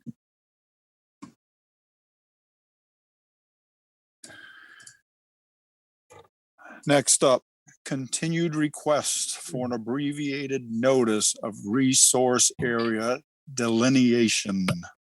Woods Hole Oceanographic Institution, 86 Water Street, Woods Hole, Mass. Request for confirmation of the boundary of the velocity zone at the Iceland Marine Facility. Jen? Mr. Chairman, they have withdrawn the ANRAD. At this time, they will be filing a notice of intent with this board. Okay. We don't need to vote that, correct? No. Perfect. All right, next up, vote order of conditions. First up, Victor E. Calcaterra and Mary L. Scanlon, trustees, 24 Shaker Lane Realty Trust, 24 Shaker Lane, East Falmouth, Mass. And I don't believe I'm on a quorum on any of these, but I will remain. You guys missed me so much last week. Lucky you, otherwise I would have let you go home. Yeah. If you would like to go home, Mr. Chairman, I'll be glad to. You can Oh. get sleep. This is the little one where they're doing the little patio extension. It's kind of buffered in between the existing patio and a bump out from the house, so it doesn't move it closer to that resource area. And then the added mitigation plantings. So staff didn't really have too many concerns with this one. Let's see, what is today's date? Today's the 31st. I'll make a motion to accept as we've discussed. Bird, second. Third. Wow, we're getting aggressive here. All right, we have a motion and a second to accept the order of conditions as discussed. Betsy, Gladfelter, aye. Courtney, Bird, aye. Kevin, O'Brien, aye. Maury, Carlo Hawks eye. Pat, RSI. Peter, Walsh, aye. Steve. Pat and I. It is unanimous. We have accepted the order of conditions or issued an order of conditions. And as you noticed, I still ask for the vote, even if you made the motion, the second or the third. Next up, Daniel and Lori Jean McConaughey, 68 Waterside Avenue, Falmouth, Mass. This is the little invasive species removal along the bank that I think Seth was doing that. Seth's been in town a lot lately. He was getting rid of the Phragmites. Am I right about that? Yep. Yes. And then doing a small little invasive removal. So Just with the normal. yeah, or normal, conditions on this one. Yep. I think the only technical comments out of DEP were like licensed herbicide applicator, which Wilkinson obviously has on staff, so. So I don't think. a motion No, to. we didn't have, oh, we wanted the single rail fence and 2 tupelo trees. That's right. I'll make a motion to accept as discussed. Carlo Hawks second. Come on, Pat. I'm All ready. We have a motion and a Pat's second to giving us issue an problems, order of having conditions. Problems with the computer. Betsy, Gladfelter, aye. Courtney, Third eye. Kevin, O'Brien, aye. Maury, Fellow Hawks Eye. Pat, Harris, aye. Peter, Walsh, aye. Steve. Pat and I. It is unanimous. We have issued an order of conditions. Next up, Dorothy M. and Joseph B. Zampatella, 19 Cotuit Road, North Falmouth, Mass. Yeah, this is the raise and rebuild. And the buffer to the, in the buffer. And putting the little buffer plantings in the corner. Yep. The only question we had is they're going to take that hot tub and move it back onto the patio or remove it from site. There was concerns about the large deck, but we're gonna mention that at the zone, we're gonna mention that to zoning, like to check out when that deck went in. Because zoning will give us a referral on it, so we'll let zoning know. But other than that, I mean, from our standpoint, it was fine. So I'll make a motion to accept or to issue an order of conditions and accept it as discussed. Fellow Hawks second. All right, we have a motion and a second to issue an order of conditions as discussed. Betsy, Gladfelter, aye. Courtney, Third eye. Kevin, O'Brien, aye. Maury, Fellow Hawks Eye. Pat, Harris, aye. Peter, Walsh, aye. Steve. Pat and I. We have issued an order of conditions. Thank you. Next up, Matthew and Susan Dempsey, 172 Antlers Shore Drive, East Falmouth, Mass. So before you say anything, Jen, we're missing, Jamie we're missing, but we're also missing Courtney on this. I think Courtney's computer must have gone off. Or was flickering. Courtney's here. He's Oh, no, back not then. on the forum. No, but All this right, all right, happened all a right. couple of weeks ago. Yeah. Windows updates my Okay. computer and clogs the hard drive and all of a sudden Um, blows things up. This is a couple of hearings, but I think we finally got where we needed to be. They did provide a methodology for the construction of that wall near the marsh. He now said at the hearing, they're gonna try to do it from the top, but we'll incorporate that methodology into the order of conditions. You know, and we'll have something that if they have to do it from the salt marsh side, that we're gonna do an on-site with them prior to starting. Yep. Anybody have anything else? No, we'd got the PLS stamp, I think was the other question we Yeah. wanted. And So Yep. I'll make a motion to issue an order of conditions as discussed. Carlo Hawk second. All right, we have a motion and a second to issue an order of conditions. Anything else? I All just have a right. question Oh. to Jen. The land, they had a purchase and sales on the property. Yeah. Can they start work if they don't own it?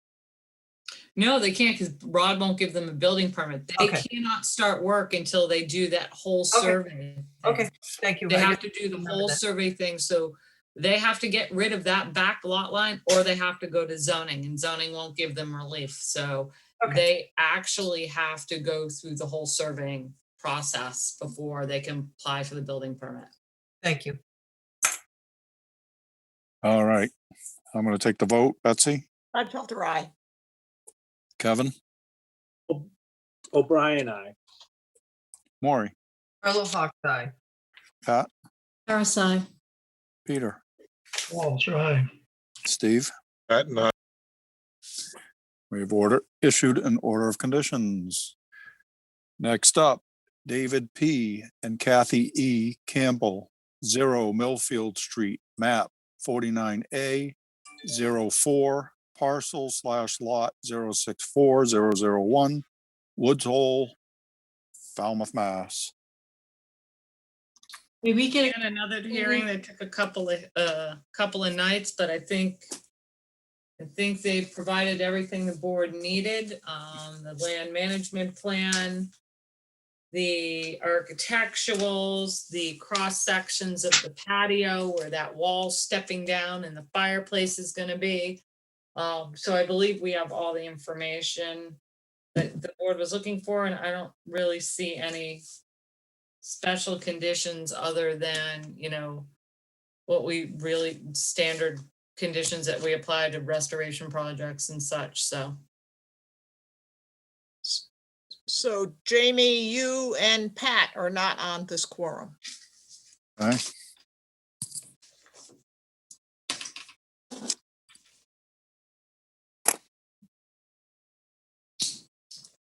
Jen, maybe a special condition for that secondary limit of work.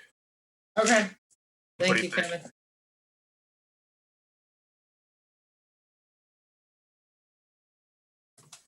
Thank you very much.